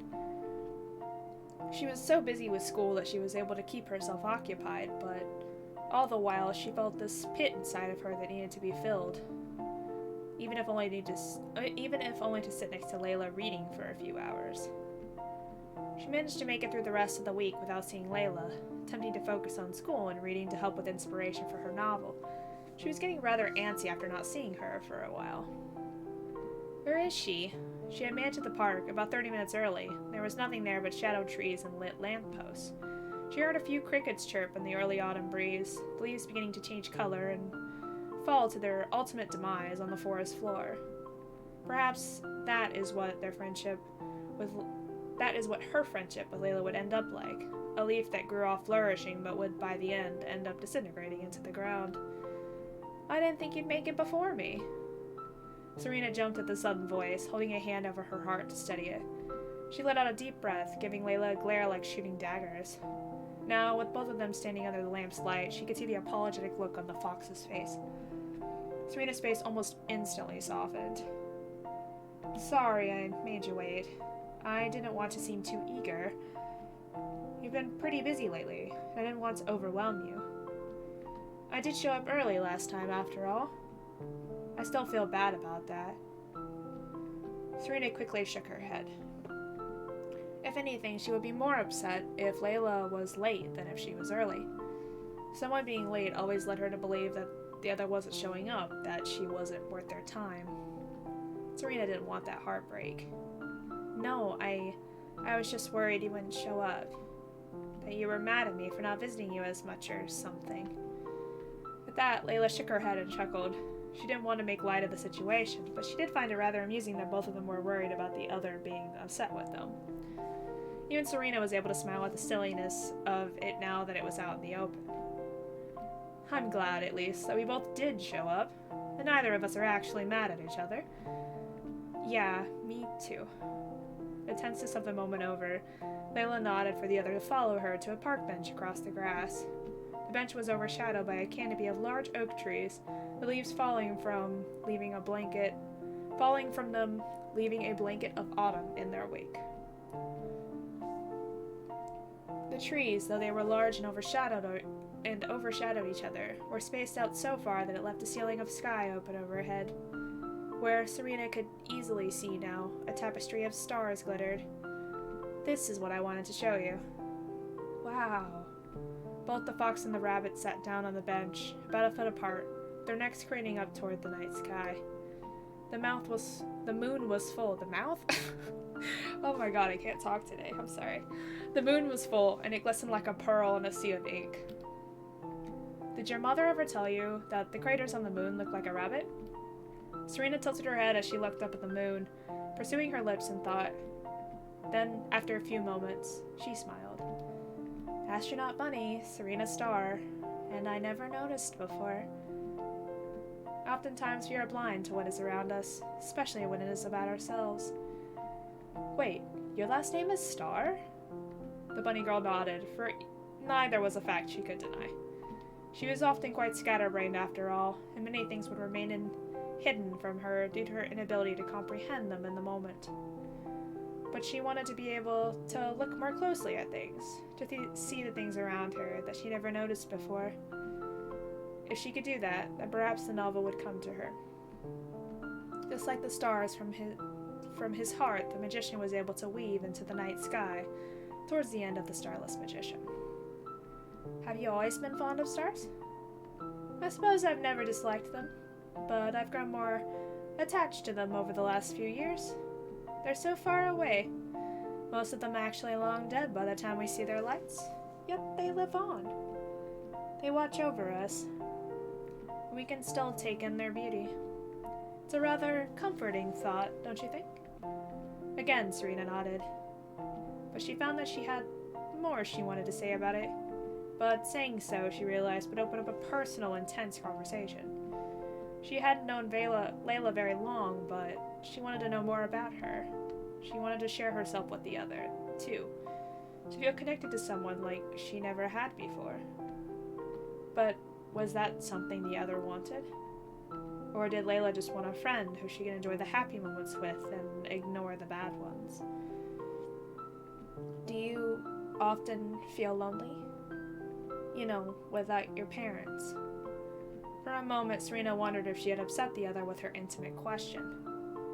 Then Layla let out a small, thoughtful exhale. It was light, much to Serena's relief. I suppose everyone does, even those that are able to function more by themselves. It's human nature to want company from time to time, to want to reach out to someone and see them reaching back. As she said that, the fox reached her outside hand towards the stars. There were thousands of light years away, but with how bright they were, it almost felt like you could reach out and touch them. Serena did the same with her own hand. When the rabbit looked over at the other, a smile was plastered to Layla's lips, but the fox's gaze was solely on the sky. But what if no one reaches back? Layla's arm lowered back to her side just as Serena's had merely a few seconds before. She looked over at Serena, a sweet and amazed smile still stitched to her lips. And she did what Serena never thought another person would do.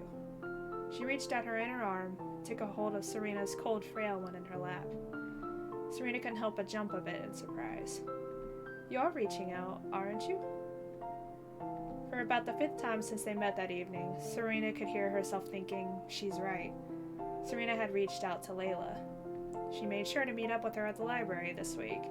She had made sure to message her at least once a day to make sure the other was okay, though she had forgotten that up until this moment. And Layla had reached back. She had allowed the other to sit with her in the library. She always messaged back as soon as she could. And she had even paid and given her a tour of the aquarium last week, which Serena could not forget about even if she tried, as they both were still wearing their turtle hair clips in their hair. I am. The bunny took the fox's hand within her own and gave it a firm squeeze. She smiled at the other, glad for her sincerity and her warmth. More than anything, she realized, she wanted to be by Layla's side. To be with someone who understood and reached out to her. To be able to reach out to someone when she needed it. They both turned their heads toward the night sky, basking in its brilliance. Silently, they both promised that, just like the stars overhead, they would always reach out to one another and be a light for the other to gaze upon. Oh my god, so many words. Oh goodness. Ugh, I hope you all are still good.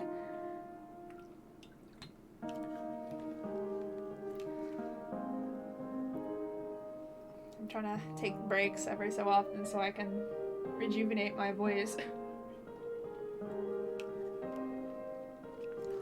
It would have been so much easier had I waited for the voice acting, because I wouldn't have had to read all their lines.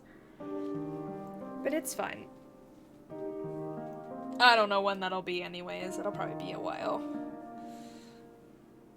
Contrary to popular belief, trying to record voice lines takes a long time.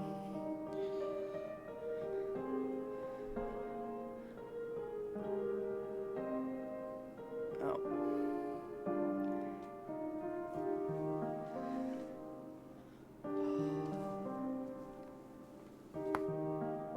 I'm just stretching again. God, I've been streaming for over 2 hours now.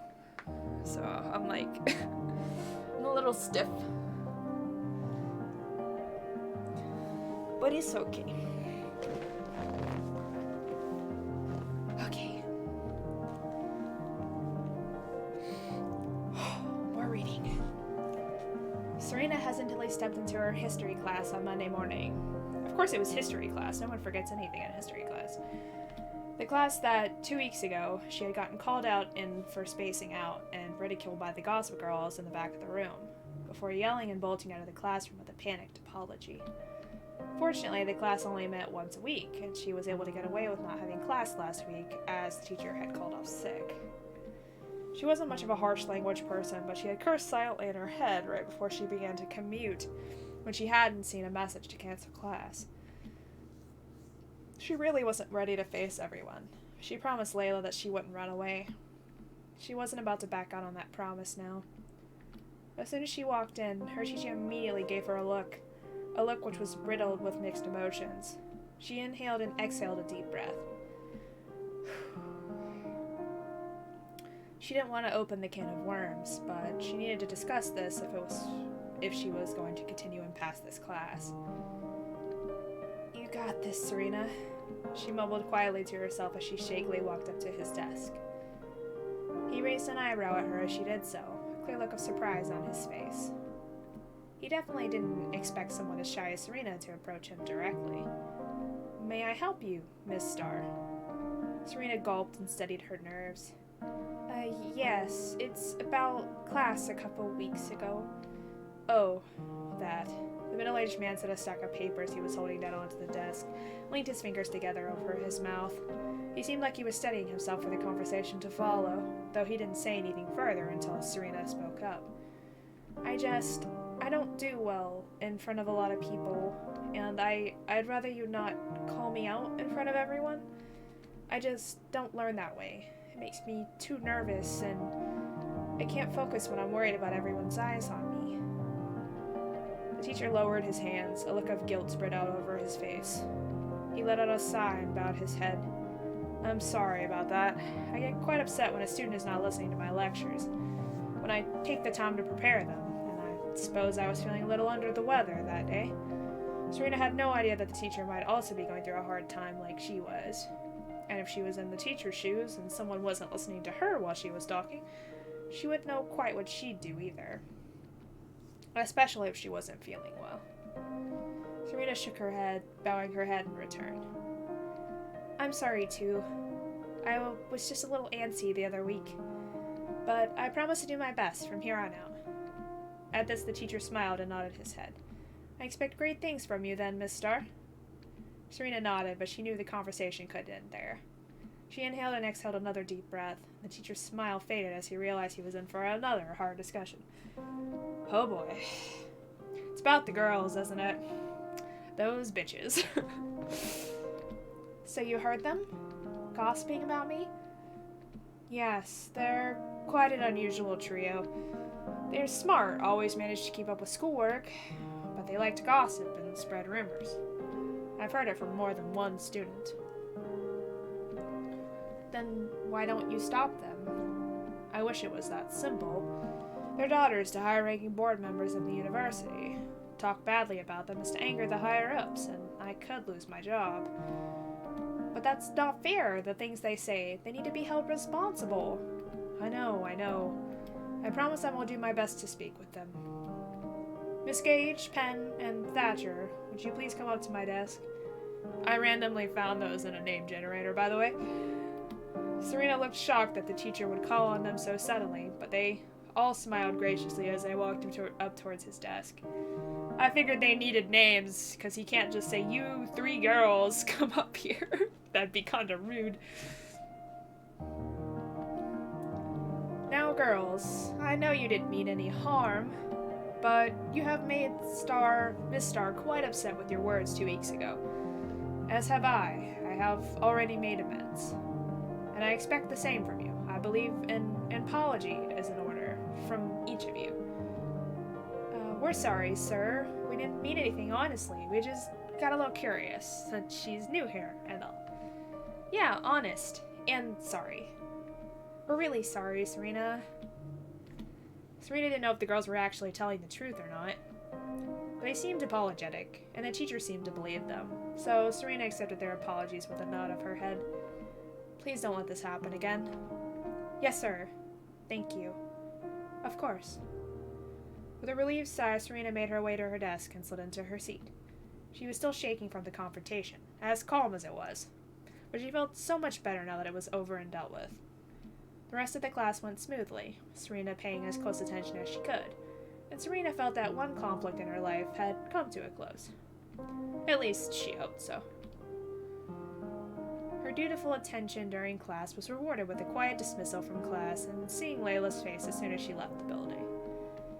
She had talked multiple times about being a college student with the other, so it wasn't a surprise that Layla knew she was where she was, as there was only one local university in Everton. It was quite a small university, too, with only 3 main buildings. When she had met Layla at the library last, she mentioned that her history class was in the largest one, telling her about the whole incident with her teacher and the Gossip Girls, which Layla said deserved to be kicked in the teeth for being so dense and rude. To which Serena chuckled and quickly changed the subject. Layla, you're here! Although she was able to instantly figure out how the other had found her, and that it was quite easy. She was surprised that the other would have made the effort to do so. Especially since, after Layla had discussed when they planned to meet at the convenience store, she lived an extra 10-minute walk in the other direction from her school. Serena rushed down the stairs to greet her, a broad smile on her face. Layla's face, which seemed to have been lost in thought, instantly brightened upon seeing Serena so pleasantly surprised right in front of her. I would have done this sooner, had I known you'd react like that. At this, Serena chuckled again. Her cheeks lit up pink, and she dipped her head low to hide them. She playfully hit Layla softly in the arm. I must be pretty important if you go out of your way to wait for me. For you, Princess Star, I'm willing to go the distance. Serena rolled her eyes, though she was secretly flattered. Not only for the fact that the other went out of her way to meet up with her here, but also for the fact that Layla really did make it sound and feel like she was a real-life princess, even though she was far from it in reality. If you're ready, then I will escort you to our weekly destination. All aboard! Serena chuckled again when Layla held out an arm. Instantly, with a bright grin on her face, she linked hers around Layla's and literally, arm in arm, they made their way to their next destination. Ah, I forgot about the cafe background. That's really pretty.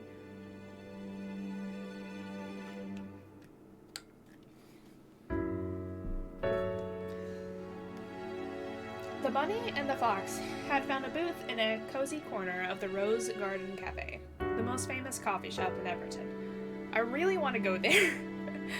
We don't really have good cafes around here. Even at sunset, nearly dark, there were quite a few people here with almost half the booths and tables occupied. Due to the influx in business, the cafe extended their hours till very late into the night to appease their late-night students' caffeine cravings. A fact that, as Layla pointed out, meant that they had plenty of time to chat if they wanted to. I can't believe after being here for nearly 2 months, you haven't been to this place. A month and a half. And I meant to come here, just got busy. At that, the fox simply shrugged. It's not as if she had come here to cross-examine Serena anyways. Though, like Serena herself, she did want to learn more about the other and soak up about as much of their time together as she could. Both of them picked up their cups, one a cup and a saucer and the other a mug, and took a sip of the drinks they ordered. "That's the best tea I've ever had," Serena exclaimed, looking surprised into the teacup. She had ordered a French vanilla chai, and the mix of sugar and spice in her cup melted in her mouth and warmed up every chilled bone from the outside autumn wind. It was, Serena thought to herself rather amusingly, made of sugar and spice, and everything nice, indeed. "So you're more of a tea drinker?" Serena instantly nodded.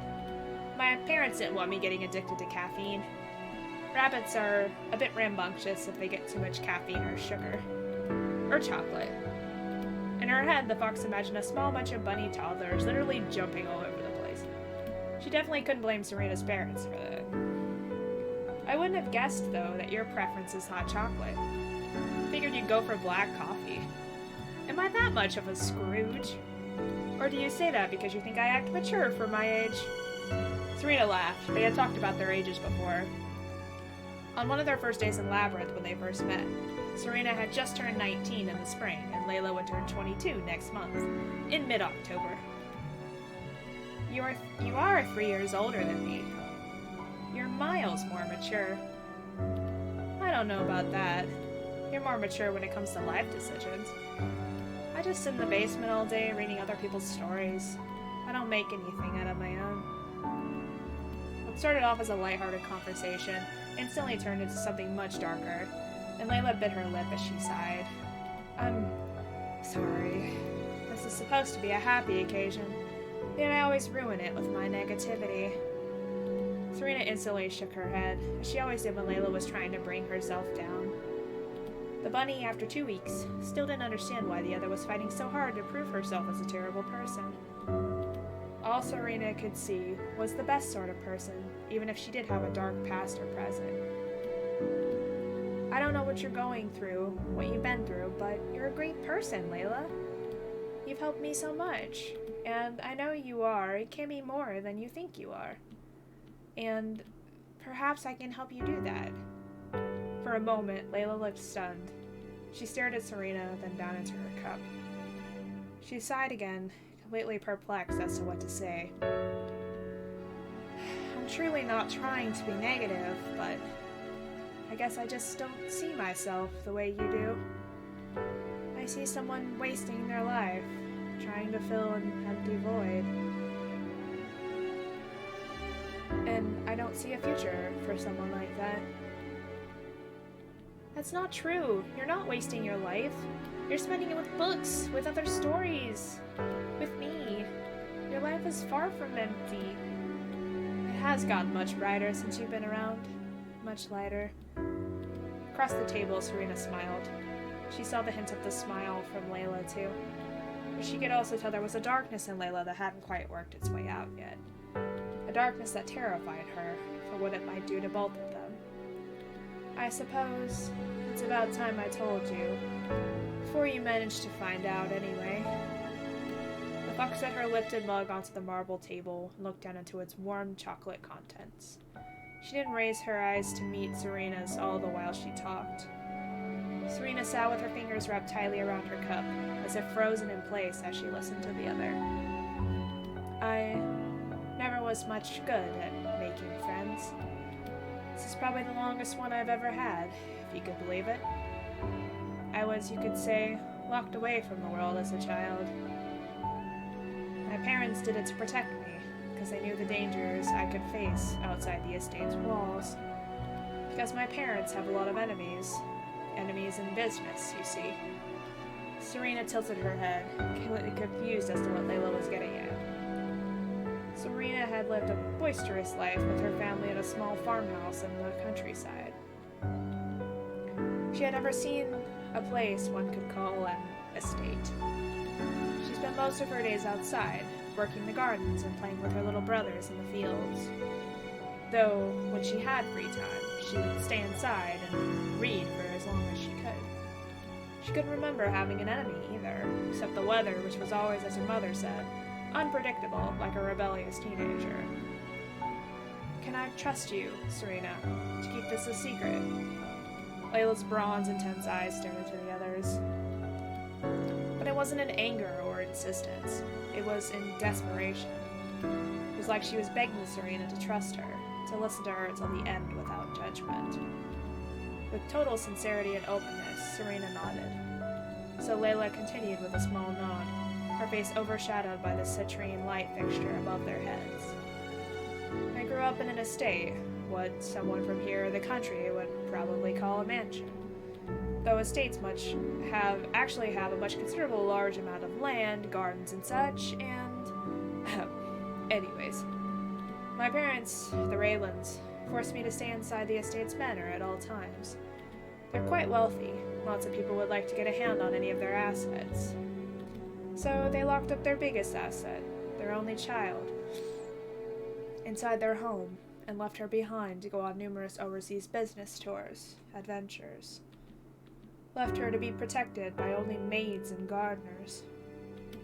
Serena now could definitely imagine the loneliness Layla must have felt being locked up inside a giant house for so long. Serena herself couldn't even imagine a house that large, let alone living in a house that large without her family. She understood, too, why Layla wanted to go on adventures, which her parents had left her out of growing up. But adventures, Serena knew, were definitely no fun alone. I don't tell people I'm the Raylan's heir, because you never know who you can trust. Once they know you're the heir to a millionaire, well, most people try to milk you for all you're worth. And if they don't, then they run away, scared of what being involved with someone of such a high upbringing could mean for them. They see you as title and not a person. The story Layla was telling her was heartbreaking. She couldn't imagine all the times Layla tried to reach out to people, how many times people ran from her or betrayed her trust, all because of her parents, the one fact that she couldn't control. I began to alienate from people after a while, tired of being abused and left behind. Once I became a full-grown adult, nothing bad had happened to me. My parents allowed me to basically do whatever I wanted, assuming it wouldn't look bad upon their enterprise. But I have no idea what I can do, what I should do. How am I supposed to make a choice when all my choices have been made for me? How am I supposed to live for myself? I'm surrounded by everything, and yet I'm empty. I wouldn't blame you if you wanted to run from me too. Serena could feel her heart breaking for the other. This girl who she had only known for 2 weeks, and yet felt as if she was glued to her. She didn't want to imagine a life without Layla in it. Without second-guessing herself, Serena reached out a hand and caressed Layla's worried cheek. This is gonna become a habit, caressing cheeks. Tears filled both of their eyes. You're not just a title. You love books. You love hot chocolate. You love to go on adventures. You're warm. You're kind. You're Layla. You're full of things, of life, even if you can't see it in yourself. Even if you never see it, then I'll see it for you. Okay? Who could run from all that? Even Serena herself was surprised she had said something so heartfelt, that she had reached out to the other without a second thought. But she couldn't deny how soft the other's skin was, how warm. How much she hoped that the other could see how amazing every part of her was.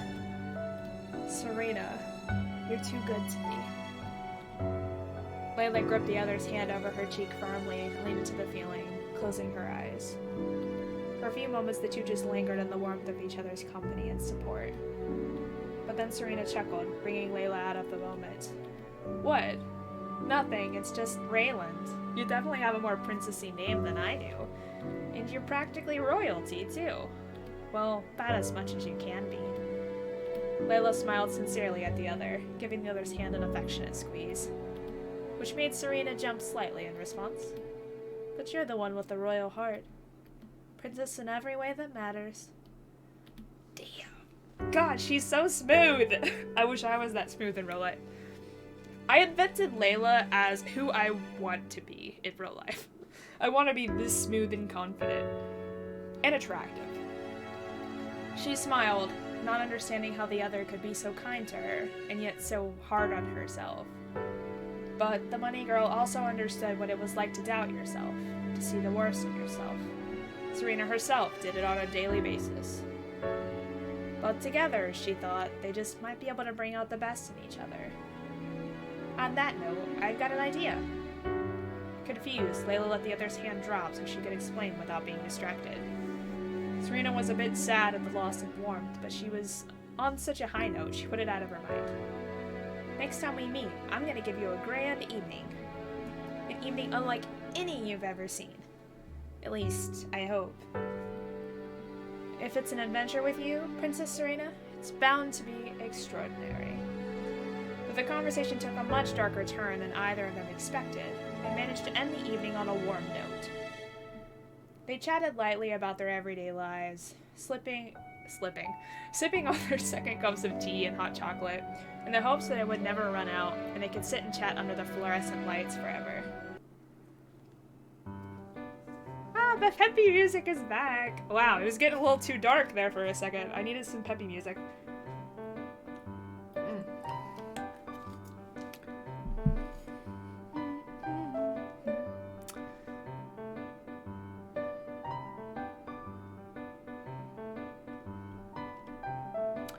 I'm just taking a small break again.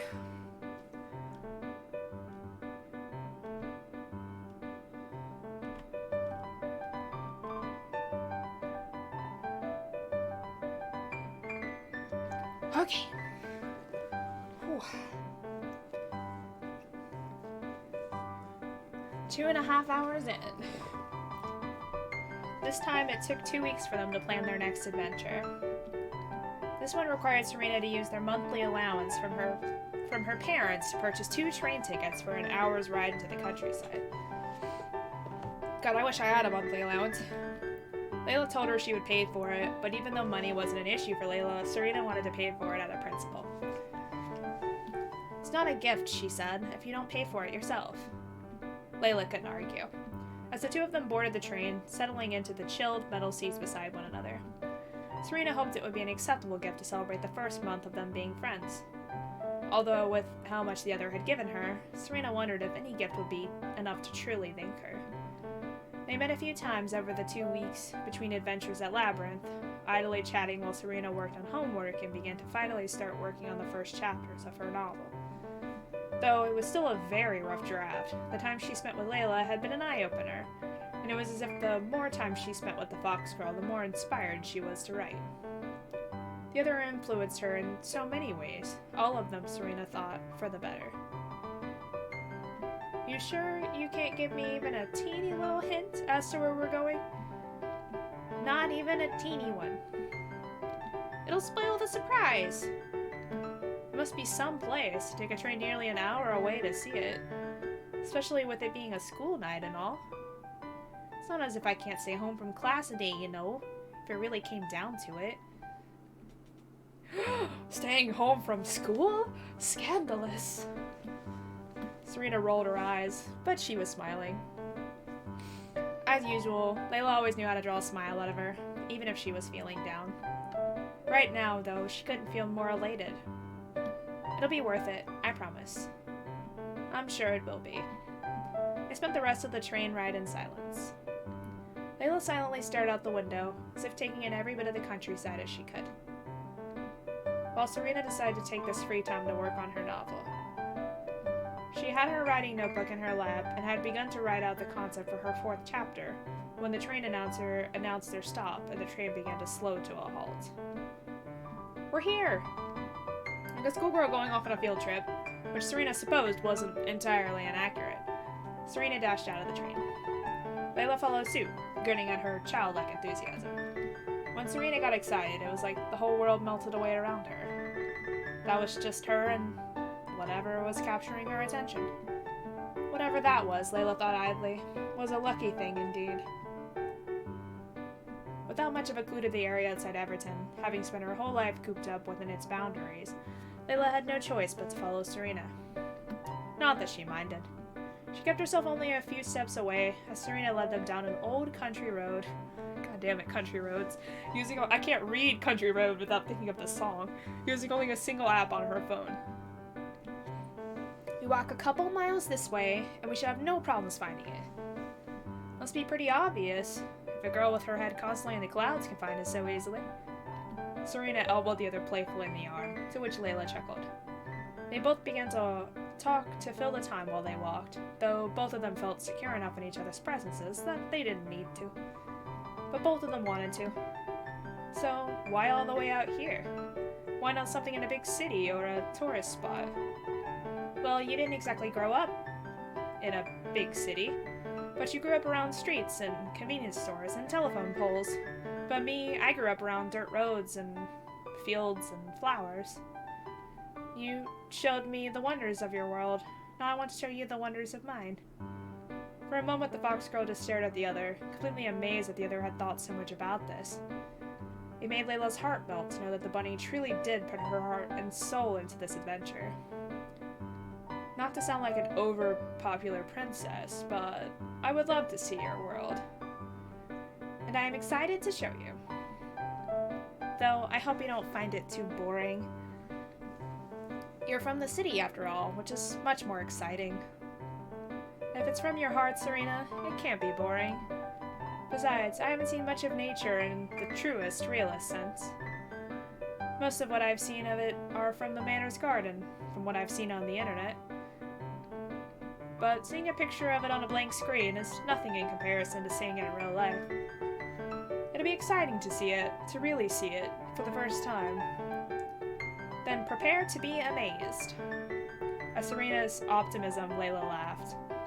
It was a true laugh, one she hadn't heard herself laugh in a long time.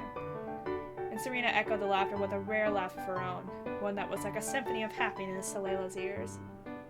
More than anything in her life, she truly desired to really see another person for the first time. To really see them. And Serena was opening herself up to her now in a way she never thought possible. It's just up ahead. Serena dashed down the road, through a small patch of trees, out of sight. Layla ran to catch her, hoping not to lose her. When she arrived on the other side of the trees, where Serena stood, she stopped and stared in disbelief. Okay. Oh my gosh, I gotta take a break before this scene. This scene is gorgeous.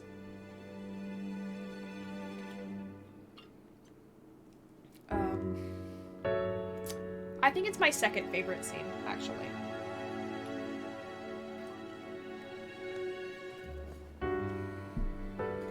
And I guess scene would be like in between the two, you know, the fading outs. Would signify the scene change, even though we don't have actual scenes technically shown. We wrote it by, like, I wrote it in scenes, like scene 1, scene 2, scene 3. That's where the, you know.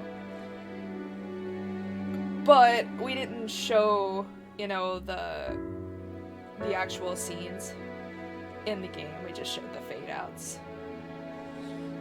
Oh, goodness. If that makes any sense. Okay. Important scene. Everyone prepare your feelings. I'll probably cry. But it's fine. Let's see if, I am prepared for this. I'm sure you guys will be just fine. I have to be prepared. It's beautiful. There, all around them, was a field of never-ending sunflowers in the sunset. Unlike normal sunflowers, though, these were ones all shaded lavender and violet colors, completely unlike any picture she had ever seen. The fox girl reached out a hand above her head and gently touched one of their petals, feeling the softness of the flower on her skin. When I was little, my parents showed me this place. The people that own these fields let these rare purple sunflowers stretch out for miles and miles, and take great care in raising them. I remember my brothers ran through these fields, and it took nearly an hour to find them. I didn't know they were so tall. In the wild, the tallest ones can reach over 16 feet. I looked that one up too. As a kid, I always thought sunflowers were tall enough to reach the clouds. That when I got old enough, I'd be able to reach them too. But it turns out I'm still shorter than even the sunflowers. Serena reached over her head and felt the petals of the sunflower closest to her, which was about 2 feet taller than Serena herself. You can only appreciate the sky, though, from the ground. It always gives you something to reach for, and that's why I always like it right where it is. think of these sunflowers as long-term goals. They're taller, but with some effort, you can meet and reach them. And the sky is like a lifetime goal. What you live for, what you will die for. You'll never quite reach it, but you try to get as close as possible. For a few moments, all Layla could hear was the deafening silence of the autumn breeze. She turned her head to look at Serena, whose wide eyes were gazing upon her with amazement. You're amazing, Layla.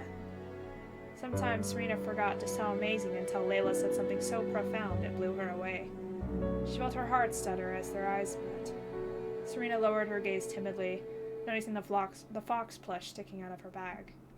She knew there was something she came here to say, and she knew she had to say it before she lost the nerve. I did want you to see how beautiful nature is, to experience part of my childhood for yourself, but that isn't the only reason I brought you here. Whatever it is, Serena, I can handle it. So, what is it? The deep inhale and exhale. Serena lifted the fox plush out of her bag and held it out for both of them to see. Layla furrowed her brow, tilting her head in confusion. A fox plush?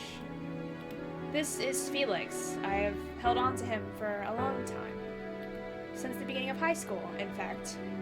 For over 4 years now, he's been my only friend. I would talk to him all the time. When I was sad, happy, needed advice, he was the only person who wouldn't judge me. The only person who was always there. Layla watched as Serena struggled with the words, the arrow hitching in her throat as she attempted to release all the information she had bottled up inside for so long. But lately, I've stopped talking to him. And I think the fact that he is a fox, and that you are too, the fact that you were at the library, in the spot I looked first, where I planned to go that Saturday morning a month ago, I don't think these are just coincidences. Serena, what are you trying to say? Serena steadied her nerves. Her whole body was shaking, her heart pounding. Her skin was on fire. Why was it so hard for her to say this? I'm saying that I don't need him anymore. That's why I don't talk to him. That's why I haven't even thought about him all this time since meeting you. Because right now, all I need, all I want, is you, Layla. I feel like I was fated to meet you, and I want to stay by your side. Just like Felix has been by mine this whole time. Another dreaded silence filled the evening air, and the sunflowers danced their melancholic song.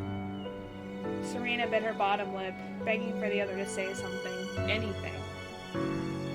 But Layla was speechless, and every time she opened her mouth to speak, it was as if the wind itself had stolen the words right out of her mouth.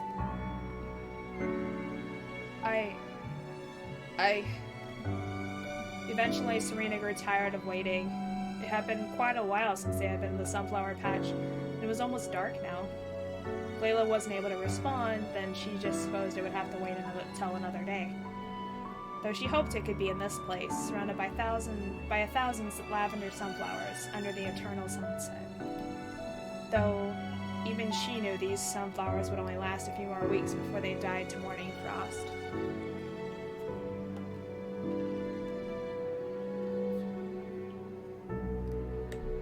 Serena checked her wristwatch, then let her arm fall back down as if it was nothing more than a dead weight. We should head back. The train departs in half an hour. The buddy's shoulders began to sag as she turned away from the other, towards the direction of the dirt road. Back to the train station, back to reality. But this was only a passing dream, Serena thought. That something like this might even be possible.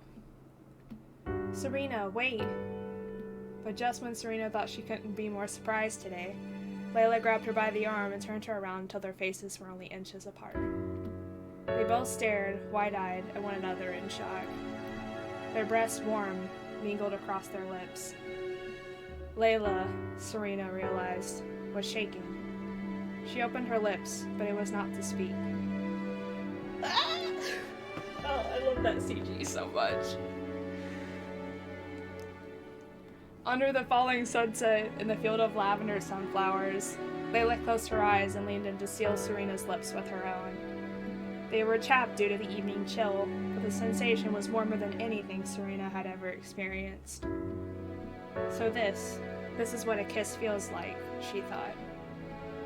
And she thought so much, in fact, that she didn't realize she had not responded to it. That she had never even closed her eyes. Until she saw Layla's lashes begin to flutter open and her face contort into a frown. No, Layla, it's not what you think, please.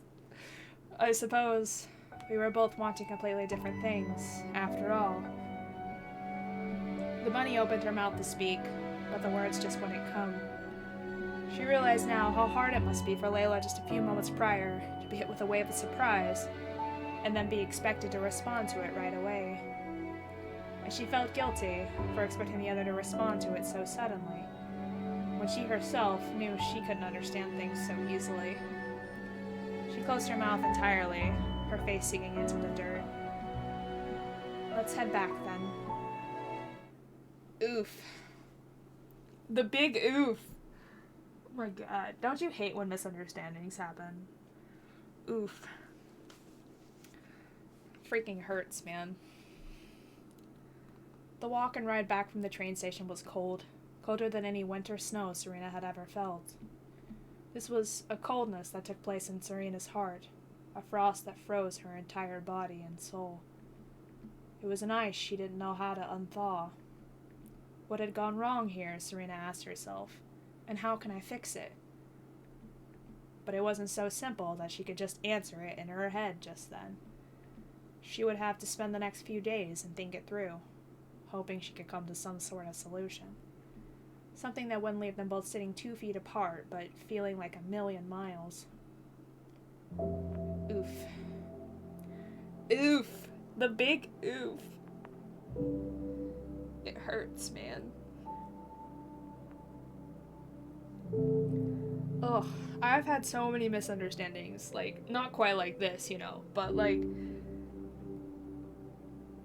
where like, just a simple conversation or one thing will happen and it's like the entire like relationship just shuts down entirely, and it's like, what happened? And like at the end of it you still don't even understand like what just happened, but it just happens that way sometimes, even if like both people are you know not at fault. It's just they both misunderstood each other. Life be like that sometimes, and it sucks. But you gotta pick yourself up and move on.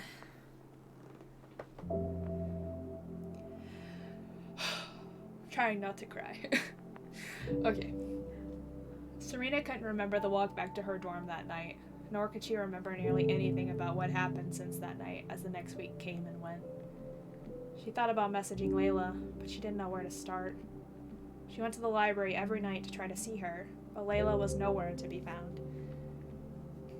The forgotten books really were forgotten, Serena thought, without at least one of them there to remember. I miss her, Felix. I miss her.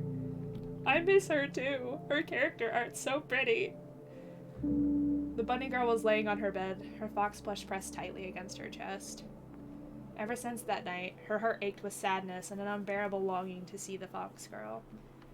But she had seen her and heard no signs of Layla since that evening. Since they kissed.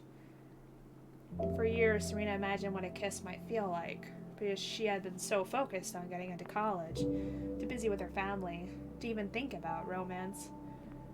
The thoughts of dating someone hadn't even crossed her mind. She certainly hadn't thought about the gender of the person she wanted to kiss. And yet, her first kiss happened suddenly and unexpectedly, with a girl she would have considered up until that kiss to be her very best friend. Her truest companion. What happened? And now, nearly a month later, Layla was just gone. Out of her life. And Serena didn't understand why. There was so much she didn't understand about relationships, be they romantic or friendships. What was she supposed to feel now? What was she supposed to do now? Outside her bedroom window, she watched as the rain continued to pour down the window pane. And it's always raining, right? Every time something sad happens, it's always raining. It had been raining all week, so much so that even some streets in the area had begun to flood. Serena knew it had been a while since the last good rain, that it was necessary for the natural order of things. But she also couldn't help but to think that the rain was an echo of her sadness, her loneliness. The more Serena thought about the situation, the further her own emotions began to drown her. Was she not meant to have a friend? Was she not meant to find love? Was this the gods' way of telling her she was meant to be alone, that she shouldn't have tried to chase her dreams? Her tears began to echo the rain outside, her cheeks against the glass. Why? Why can't I have just one? One person who accepts me, who loves me. Why? She had the desire to throw her fox plush against the room and pound on the bed like a kid throwing a tantrum. But she knew it wouldn't help. It wasn't Felix's fault this had happened. It certainly wouldn't help to bother the neighbors with her outburst. This was her problem, her fault. If I wasn't so dense, so ignorant, I would know what was wrong. I just want to fix it. Fix it, Felix, fix it! But I don't even know what to fix. A beep from her cell phone caused her to jolt, instantly grabbing it and unlocking the screen in the hopes that it would be Layla. But it was a text from her mom, asking her how school was going. Oh, Mom, here we go, she sighed. After failing that test earlier this week, because she simply couldn't focus, she really didn't want to talk about it, she almost tossed the phone back onto the bed when she saw Layla's contact info. Her contact was red, much like her brilliant and fluffy mane and tail. Serena had even managed, after much persistence, to get Layla to pose so she could get a picture of her to put in her phone. Layla's face stared back at her, an embarrassed blush across her face. Serena's tears flowed all the more. I want to see her. I want to see her. She begged for herself to press the button, her fingers shaking. But she couldn't. She was just a nuisance to Layla after all, wasn't she? She didn't understand at all. She doesn't even know how the fox girl feels, after all. But was that really okay? To just disappear from the other's life? To let the other disappear from hers?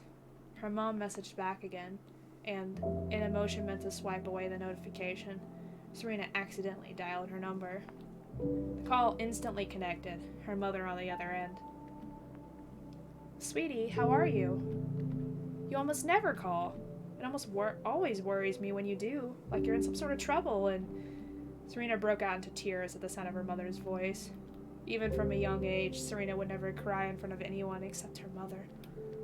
She would always hold back her tears until her mother was there, or until she was alone, never wanting to shed them for anyone else. At first, she tried to hold them back from even her mother. But her mother always assured her, I'll be your well, princess, so just let your tears fall. And from then on, she always bawled in front of her mother whenever she had a desire to cry on someone's shoulder. Oh, sweetheart. I messed up, Mom. I thought that everything was okay, but I hurt her. I lost her. Sweetie, we all mess up from time to time. Are you sure you've lost her? Have you tried to talk to her? She's not in the library where she usually is, and I'm too scared of hurting her, of pushing her even further away. She hates me. Oh, princess, nobody hates you, and anyone who does is not worth holding on to. Mom, I'm serious. So am I. From what you've told me, this Layla seems like a nice, responsible girl. I'm sure all you need to do is talk to her. Talk to her, and if you still can't come to an agreement, then say your goodbyes. Talk to her? But what do I say? Serena was speaking in between sobs. She was sure that if it was anybody but her mother, they wouldn't have understood her. But her mother replied back earnestly, as if Serena was pronouncing every word like it was out of the dictionary. Her mother always liked to call it Mama Bear language, where Serena could say nearly anything and her mother could always understand it. Tell her how you feel. How you really feel, Serena. And the rest will come. I promise. How she really felt. Serena had been contemplating for days on that thought alone. But she hadn't quite been able to put it into words. Perhaps, though, she didn't need the words. She just needed the feeling. Tell her how I feel. That's right, dear. You're going to be fine. You can do this. Inhaling and exhaling a few deep breaths, Serena nodded. She used the back of her sleeve to wipe away the tears and blew her nose into a couple tissues. Her face probably looked like a wreck, but she knew it was time. She couldn't keep sitting in agony, doing nothing about it, and lose Layla forever. Thanks, Mom. I'm going to find her. Be careful, dear. It is quite late. I will, Mom. Bye. Good luck, sweetie. Hitting the end call button, Serena instantly set her sights on the cactus she was staring at before, Layla's. Setting her nerves, she hit the call button. Not surprisingly, Layla didn't pick up. But a few months later, Serena received a text from the Fox. I don't think we should see each other anymore. I need to see you. I won't stop looking until I find you. She waited a few minutes, but received no reply. I'm going to find her, Felix, and I'm going to do it by myself. Serena grabbed her coat and her umbrella, preparing to face the rainy night. With another deep inhale and exhale, Felix tucked away on her nightstand. Serena set out to find Layla, wherever she may be. We're getting closer. It's, there's only a few more scenes, actually, before the end of the game. So, probably about another hour at the most. 30 minutes to an hour. But I'm gonna BRB again real quick and use the bathroom. But I will be back again and I will finish this.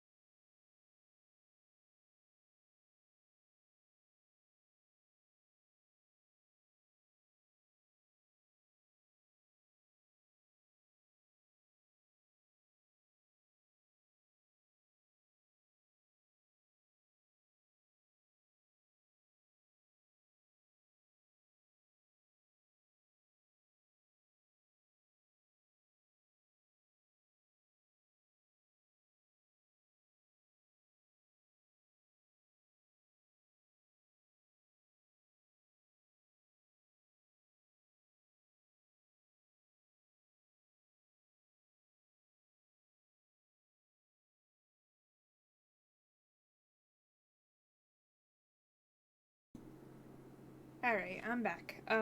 Apparently I really need BRB screens. But that's a thing for a future day. Alright. switch the game back on. Serena began her search with the places closest to her, the places where Layla and she had gone on adventures. The places where Layla was most likely to be from what Serena could gather from their conversations. She scoured Labyrinth, every hall and every bookshelf. She even asked the librarian with the cold stare if she had seen her come in today. The librarian replied with her usual scowl, shaking her head. Serena double and triple checked, but she found no sign of Layla. She walked back out into the rain and began to search anew.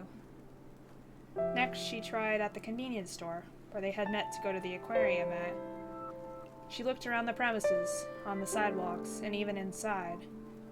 She asked the clerk inside if he had seen the fox, but he shook his head no. She stepped back into the storm. She tried the cafe, which was just down the street. But amongst the many patrons of the cafe, she found not one with fox ears. She asked the staff, but the answer she got, yet again, was that Layla was not to be found. The raindrops fell a bit harder as she trudged through them. She was not yet defeated. Her next destination, she knew, was full of water and sea creatures. She did not have the time or the money to check out the whole place herself, so she simply checked the outside premises and asked the clerk, the same bright female she knew from her last visit, if she had seen the other. The clerk shook her head, and Serena bowed an apology. She raced back outside. The turtle pin clipped into her hair seemed to feel a little heavier against her forehead. Stealing one glance at her watch, indicating it was well past her bedtime, Serena ran to the next destination, the park where, under the heavy clouds, she could no longer see any signs of the stars. But she knew inside that the stars were still there somewhere, just beyond the gray storm swarming above her. She trudged on. She ran to the train station, where none of the attendants had seen a fox all night. She ran to the university, where no one was in sight. She ran to the local shops and frowned. She had exhausted all her options, and Layla was nowhere to be found. Except Serena ran toward the closest one to her, a female student who looked as if she was on her way back home. Few were on the streets this time of night. Serena was lucky someone was still around. "Please, miss, could you help me?" "Yes, what is it?" The girl turned around and looked at her expectantly. "Do you know of the Raylan Manor?" "Of course, everyone here knows it. It's the biggest place in Everton, though the owners are real sticklers and won't let anyone visit it. I'm shocked you have it. Are you a tourist? We don't get many of those here." "No, nothing like that. I just started at Everton College a little over a month ago, and I wanted to see it." "I know that must sound a bit strange, since it is midnight in the rain and all, but I fear I won't get to see it if I don't go now." The young girl tilted her head curiously, but after a moment, nodded. She didn't quite understand Serena's desires or reasonings, but she knew that it was extremely important to Serena, at the very least. She pointed down the street, and Serena followed her finger. "It's down that street.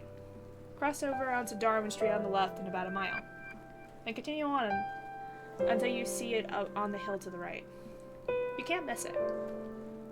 "Thank you so much." Her destination in sight, Serena sprinted toward the direction of Raylan Manor without a second thought. For quite a few minutes she wondered if the other had led her in the wrong direction, or if she had truly missed it. But after about 10 minutes down Darwin Street, she saw the tip of a house peeking over the trees on a hill in the near distance. "You're there, Layla. You're there." Serena went into full sprint mode, using only every inch of her power in her legs to get there as fast as possible. She ignored the sign that said private property, lucky that the front gates were, in fact, open at this time of night. She ran to the front door, which took her a considerable amount of time due to the vast amount of garden spread out on either side of her that, in the dark, looked like a lush marshland. Upon approaching the large ornate double doors, Serena looked up at the massive construct that was Leyland Manor. It was the largest building she had ever seen in person, probably twice the size of Labyrinth, with massive dark peaks that breached the sky. The roof was made of redwood that resembled a bloody sunset. Its curved windows were like dozens of decorative mirrors, each one a reflection of the storm. The building itself was made out of coffee-colored brick, with numerous balconies all arranged perfectly as if they were out of a painting. Thankfully, when she reached the doors, There was an overhang just before the doorway where she was able to get out of the rain. She unfurled her umbrella and held it at her side. She did her best to shake off all the rain, but after running for hours in almost flooded streets, she found that to be quite an impossible task. She wiped down her hair, hoping to look presentable, before she pressed her finger down onto the large red doorbell near the side of the doors. She stepped backwards, waiting to see if anyone would answer. Serena waited very patiently, but even after nearly 5 minutes, no one showed. She pressed the doorbell again, hoping that perhaps it had just gone unheard the first time. She wondered, as she looked around the yard, seeing no vehicles or no lights on in the house, if anybody was even home at all. After a few minutes of silence, she rapped her knuckles against the door in the hopes that maybe the doorbell was just broken. "Please, answer." Serena put a hand over her heart in a way she always did when she was trying to steady it, to keep it from beating out of her chest in anticipation. A few more moments passed, and Serena's fist was nearly on the door again when the door creaked open in front of her. "Excuse my tardiness. What business do you have at the Rayland estate?" The woman who answered was in her 30s, a young maid who was in her uniform. Her hands were clenched in front of her. She looked at Serena skeptically and curiously.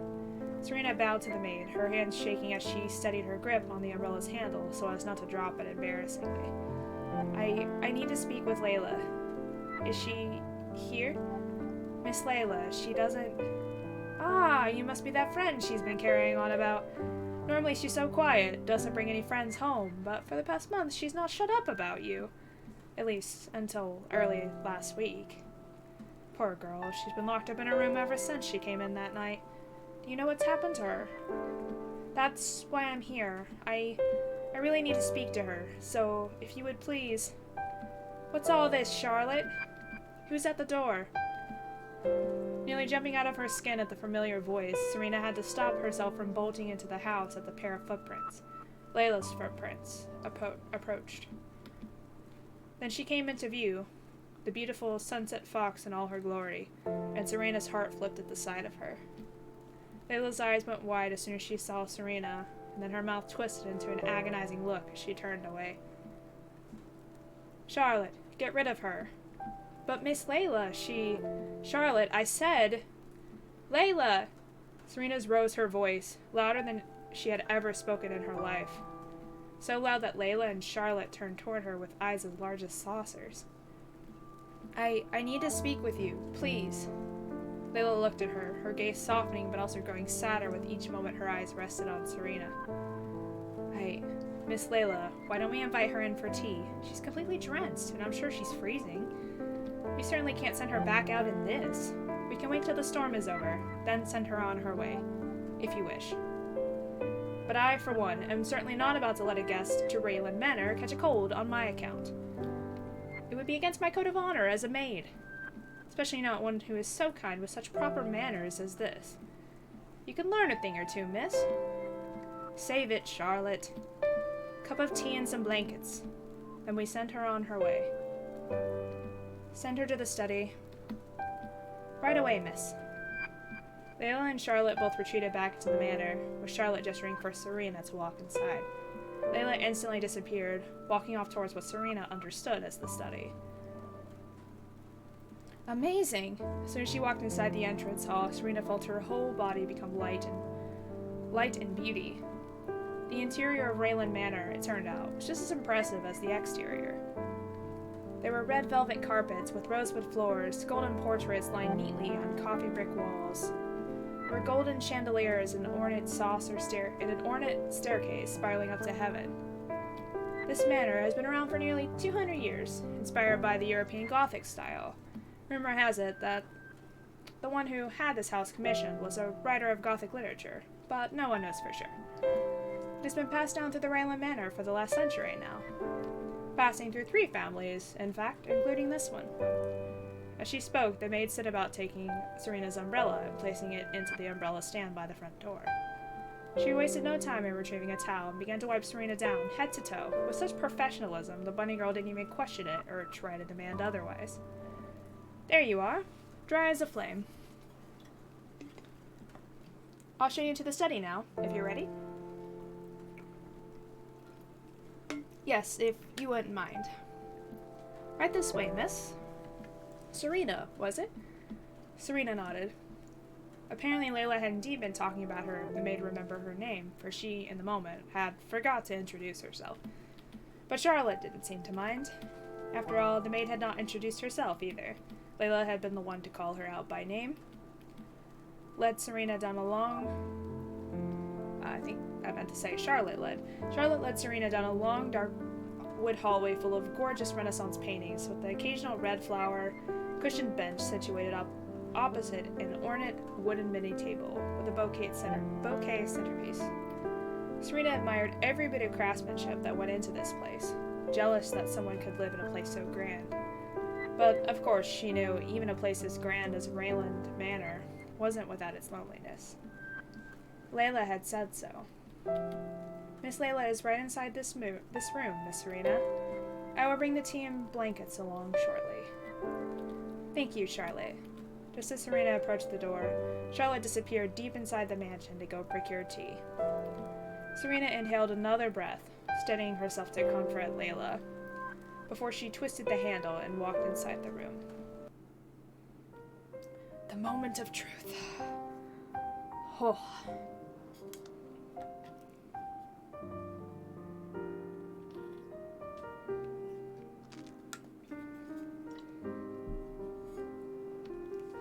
Layla had already claimed her seat by the time Serena had entered the room, the large den desk in the center. Spread out in front of the Fox was an open novel, which she had just looked up from reading, a pen holder, scattered papers written in dark ink, and numerous other office supplies. I suppose Charlotte will be here before long? Yes. Then I suppose I will wait for any serious discussion until after she has returned and left completely. I fear we both have a lot to say. Serena nodded, her eyes downcast. She wanted to speak her mind now, but Layla was right. If she spoke now, she would most likely just get interrupted by Charlotte, and she wouldn't get her point across in time. So Serena felt it best to examine the study while she waited. If there was any room she'd want to spend the most time in inside a mansion, the study was definitely it. The walls were lined with bookshelves, nearly 20 of them, and each space on them was filled with books. There were 2 red cushioned couches, and a coffee table with a rose flower arrangement. Not to mention the den desk with its padded desk chair, which was, Serena thought, nearly 10 times as big as the desk she had back in her dorm. Behind the den desk, Serena noted, was a family portrait, it should say, of 3 foxes with a little girl framing the center. I suppose you've never seen my parents. This portrait was painted when I was about 5 years old. I wonder what happened to that girl there. The young fox girl in the photo Serena studied was holding onto both her parents' hands and was smiling tenderly. Truly looked like a time when Layla was the most happy, before she was tainted with the plague of loneliness. Up until I was about 7, my parents were almost always around. They were busy with work, but they always took the time to see me, to play with me. I was so happy. But sometime after my 17th birthday, they changed. I don't really understand why. But they became obsessed with work, so much so that they let it take over their lives. They forced me to stay inside the manor after that, never to leave until I came of age. I didn't have anywhere to run to, though, so it didn't even occur to me to run away anyway. It was comforting to Serena that at least Layla got to experience part of a normal, happy childhood. But it also made her sad that it ended so early in the other's life. She knew how easy it was for people to become obsessed, especially if it was over their life's work. If Serena and her brothers hadn't grown up on a farm, working with their parents constantly, perhaps Serena would have been in a similar situation. It made Serena even sadder to realize that Layla didn't have anywhere else she wanted to go. We can't make our parents' decisions, but we do have the power to make our own. And I believe that you do have a place to run to now. Or rather, a person. Serena. But before Serena could elaborate on that, Charlotte rushed into the room with 2 fleece blankets folded over her shoulder, carrying a full porcelain tea set and a tray in her hands. She set down the tray in the middle of the coffee table, and the blankets down on the couch, one on each. I do apologize if I interrupted. If you do need anything else, then I am just a bell away. Thank you, Charlotte. That'll be all. Serena nodded her thanks, and the maid disappeared, closing the door to the study behind her. Serena wondered if they really did have a bell they used to summon maids, like something out of a storybook, but she had more pressing matters to discuss than bells and maids. So, tea? We have a rather complicated system, so I'll set it out. Layla stood up from the den desk and made her way to the couch opposite of where Serena was standing. She began to methodically place the various cups and bowls into various places across the coffee table, all without disturbing the rose centerpiece even once. She poured and set down 2 filled teacups in their matching saucers, one on either side of the coffee table. She pointed towards multiple different bowls which were all lidded and filled with various substances. This is creamer, sugar, honey, lemon, and that tiny tin has cookies. This looks amazing! She prepared it all so fast, too! I swear Charlotte keeps a tea set on the ready at all times. And at that, Serena giggled. She sat down on the couch and began to prepare her tea.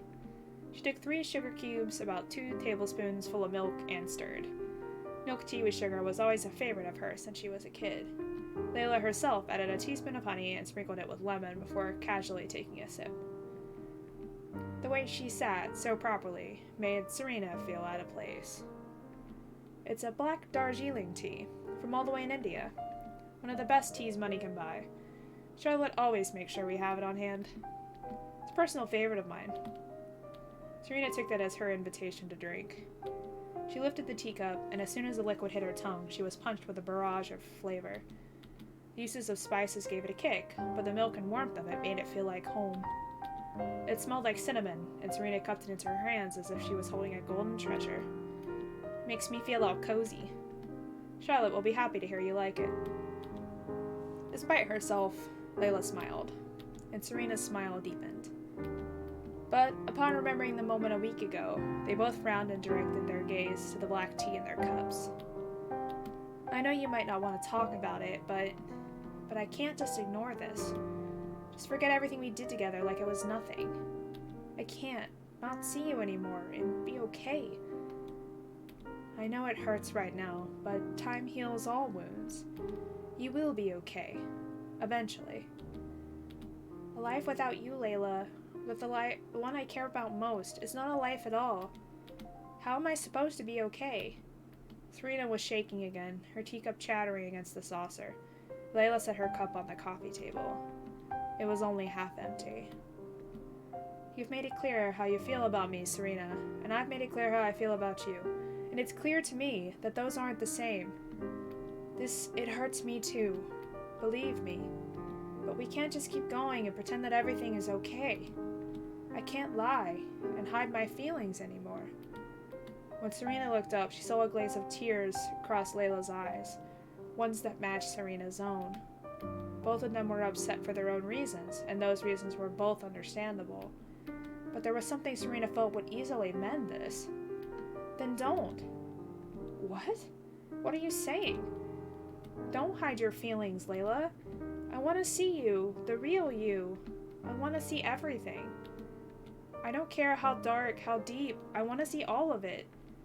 I want to see you, Layla. And if you're telling me the truth, then you should want to see me too.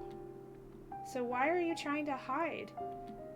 Why are you trying to push me away? You told me once that I shouldn't run away from my feelings, that I should face them head on. I'm ready to do that now, but it seems like you don't want to listen. That you've already decided how I feel. At this, Layla stood up, her hands clenched into fists. What the hell else am I supposed to think? You walked up to me, tell me you want me to be your forever friend, when I'm totally in love with you. And you don't even realize it. Serena's eyes went wide. She didn't expect Layla to get this emotional, and she didn't like that Layla was upset, but she felt it necessary to let out all their thoughts and feelings now, even if it didn't work out in the end.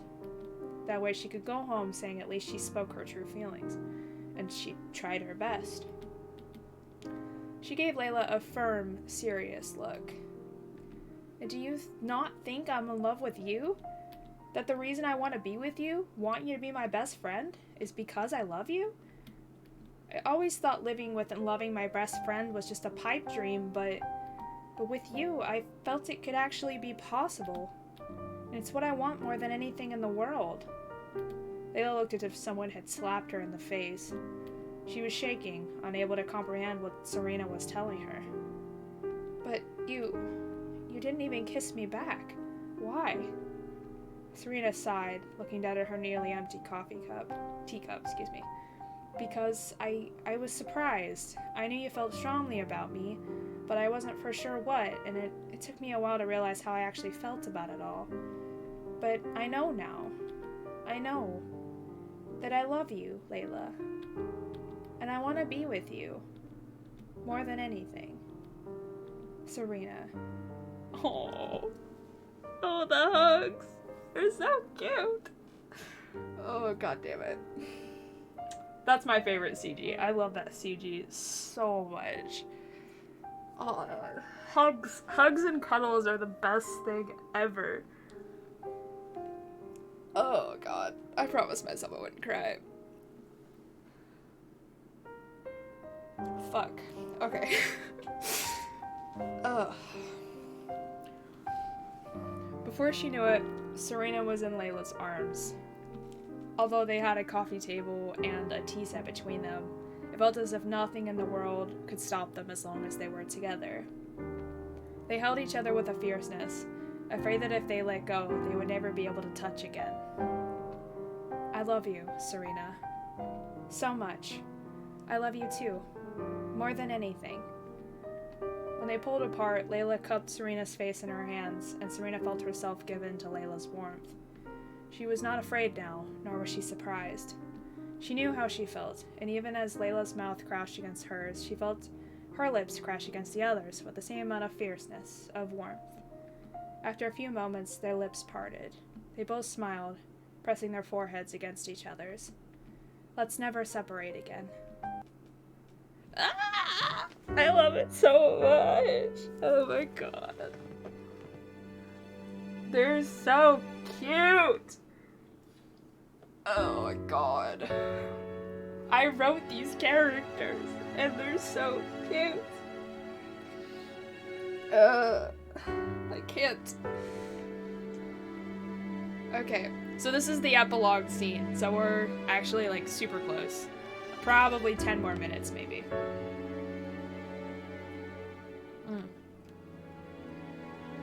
Okay. If you guys are even alive, I don't know, but I'm gonna keep playing anyway. 1 year later. It's even prettier than I imagined.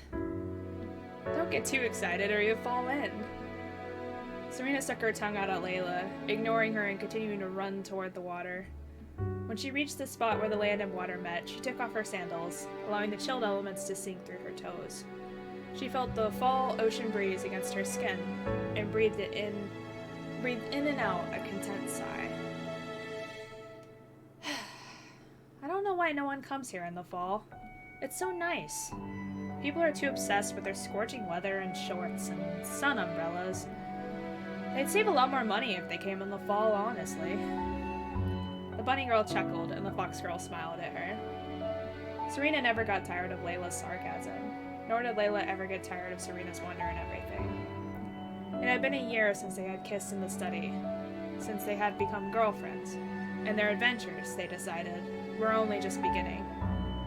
Adventures like watching the Orionids meteor shower on the beach in the fall. They set out beach chairs and blankets just above the current tide, leaning back so that they could get the full view of the open night sky. The stars responded by waving to them under the golden crescent moon. Serena was grateful she had listened to Layla and had agreed to spend the last weekend in October watching shooting stars. Ah, there's one! Every time a shooting star appeared, Serena pointed at it like a child who was seeing something for the first time. Although she had seen shooting stars before, She had never gone to a meteor shower with another person, not even her family or Layla, until now. So this really was a first for her. How many wishes have you made yet? Only one. Just one? But we've seen at least 5 stars by now. I only need one wish for you to stay by my side forever. Layla couldn't help but blush, rolling her eyes. You don't need to rely on a star for that, you know. I know, but it's the first one that comes to mind. And what about wishing for yourself? For myself? Not about the two of us or someone else, but for yourself alone. Your wish, Serena. Serena thought long and hard as her and Layla settled into a comfortable silence as they watched the stars glisten above them. If she had one wish, but she could only wish for something for herself, nothing to do with anyone else, then what would she choose? Eventually, she settled on a wish, holding her hands over her heart and closing her eyes as if she was saying a prayer to the stars. Then I would wish for my writing to reach someone. Even if it becomes a forgotten novel, like The Starless Magician, I want it to mean something to someone. And if I can touch even one person, then that's enough for me.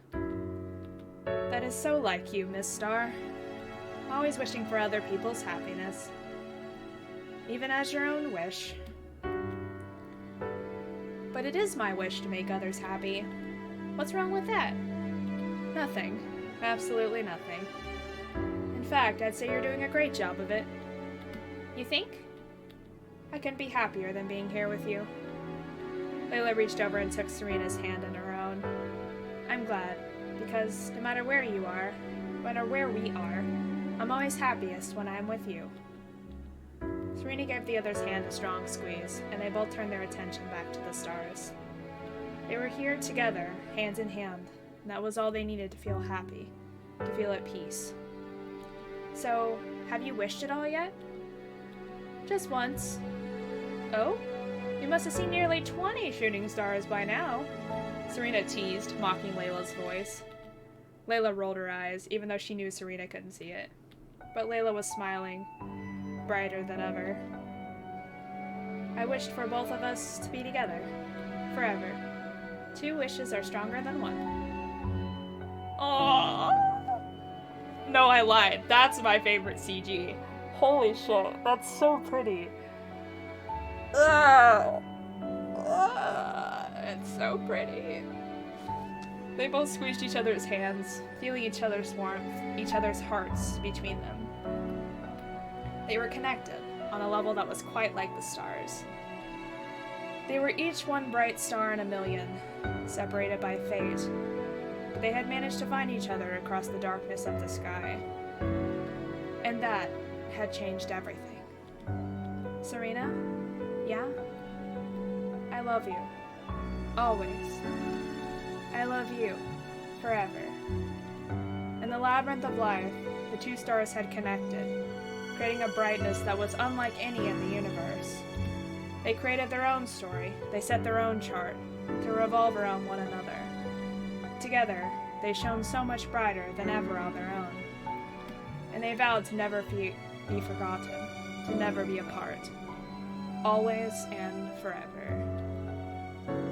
Oh, it's so good. I love it. And there it is. There's the end.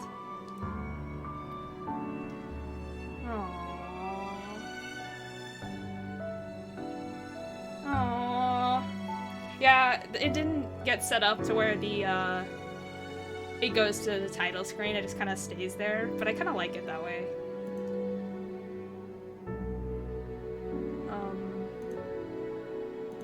Yeah. Aww. I love it so much. I know it's always gonna mean more to me than probably everybody else. Well, more to me and Daisy, because Daisy did the art, but it always is gonna mean so much to me because of how much and the title screen makes so much more sense after you play it.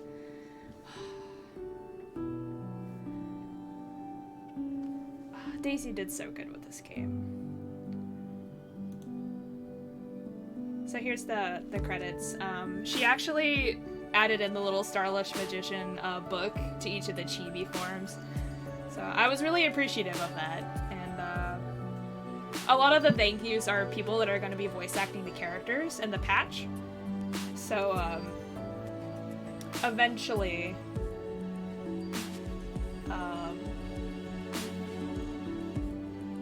eventually you'll get to hear voices, and they're really, really good, so that's something to definitely look forward to. Yeah, the artist is Daisy, which is Pure Orange. I can post a link in the chat if you all want to follow her on Twitter. And obviously I was the writer, so feel free to follow me. I have a donations button in my About. I have a, let me find Daisy's Twitter, actually.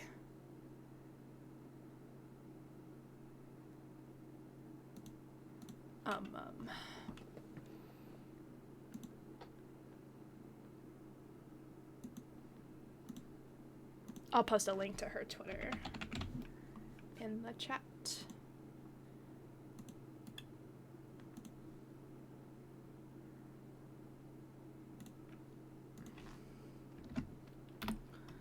That way you all can follow her. She is on Twitch as well, but I'm not sure what her username is. Let me see if I can find it.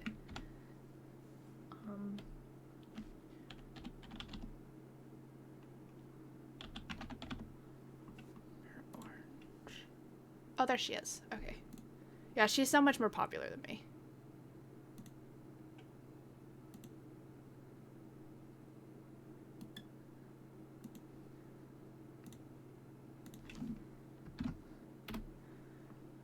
But yeah, follow her for sure. She's wonderful.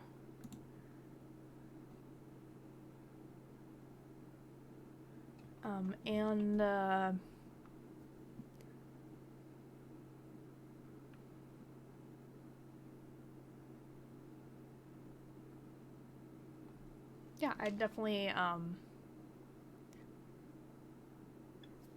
appreciate her so much. She does such good art, and without her, this would not have been possible, so I appreciate her greatly for that.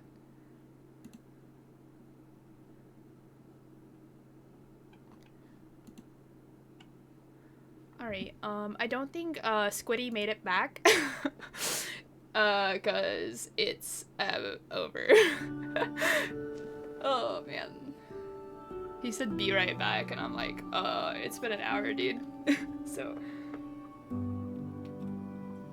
feels good. But yeah, go check her out. She's great, and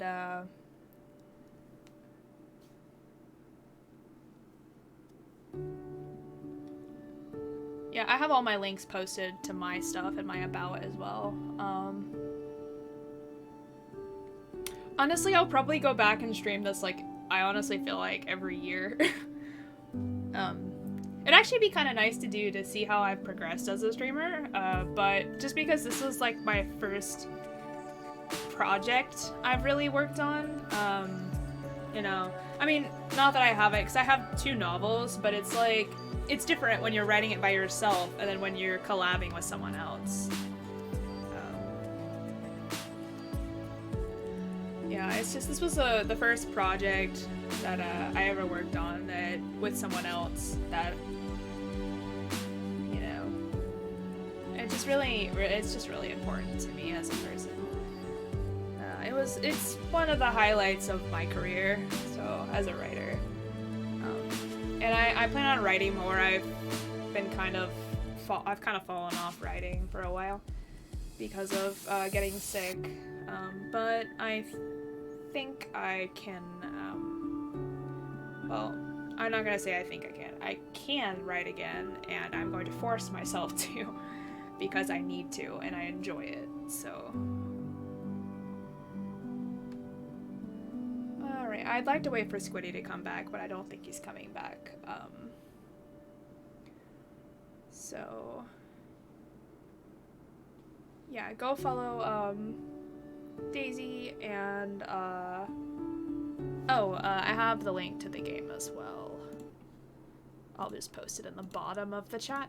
I posted it at the beginning of the stream, but I will copy the link again.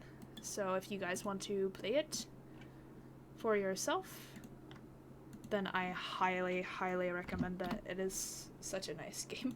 It's so pretty. I actually want to download all the songs she used. I'll have to find them because they're so pretty. But yeah, she did so good with organizing all of it, and she's still not done with it. She's still organizing, getting the voice actor patch done and stuff, and she wants to do a Japanese translation as well. So yeah, she did all the art and the models and everything. Yep, crazy. So sorry for a very, very long stream, but I wanted to get through this entire game. So I wish I could wait till Squiddy gets back, but I'm not going to. So thanks everyone who watched the stream. Even if, you know, you quit halfway through, that's okay. You can watch the video later and let me know. Feel free to DM me on Twitter or you know, talk to me at any time. I will always respond when I can. So thanks everyone for participating in my first stream. I will be streaming again soon. I'm not sure what I'll be streaming next. I got a couple games lined up, some, you know, online games and rhythm games and fun games, so they might be a little more entertaining than this one, but this game has a little, you know, special place in my heart. So I thank everyone who came to the stream today, and I will see you all later, hopefully very soon. Bye. Thanks.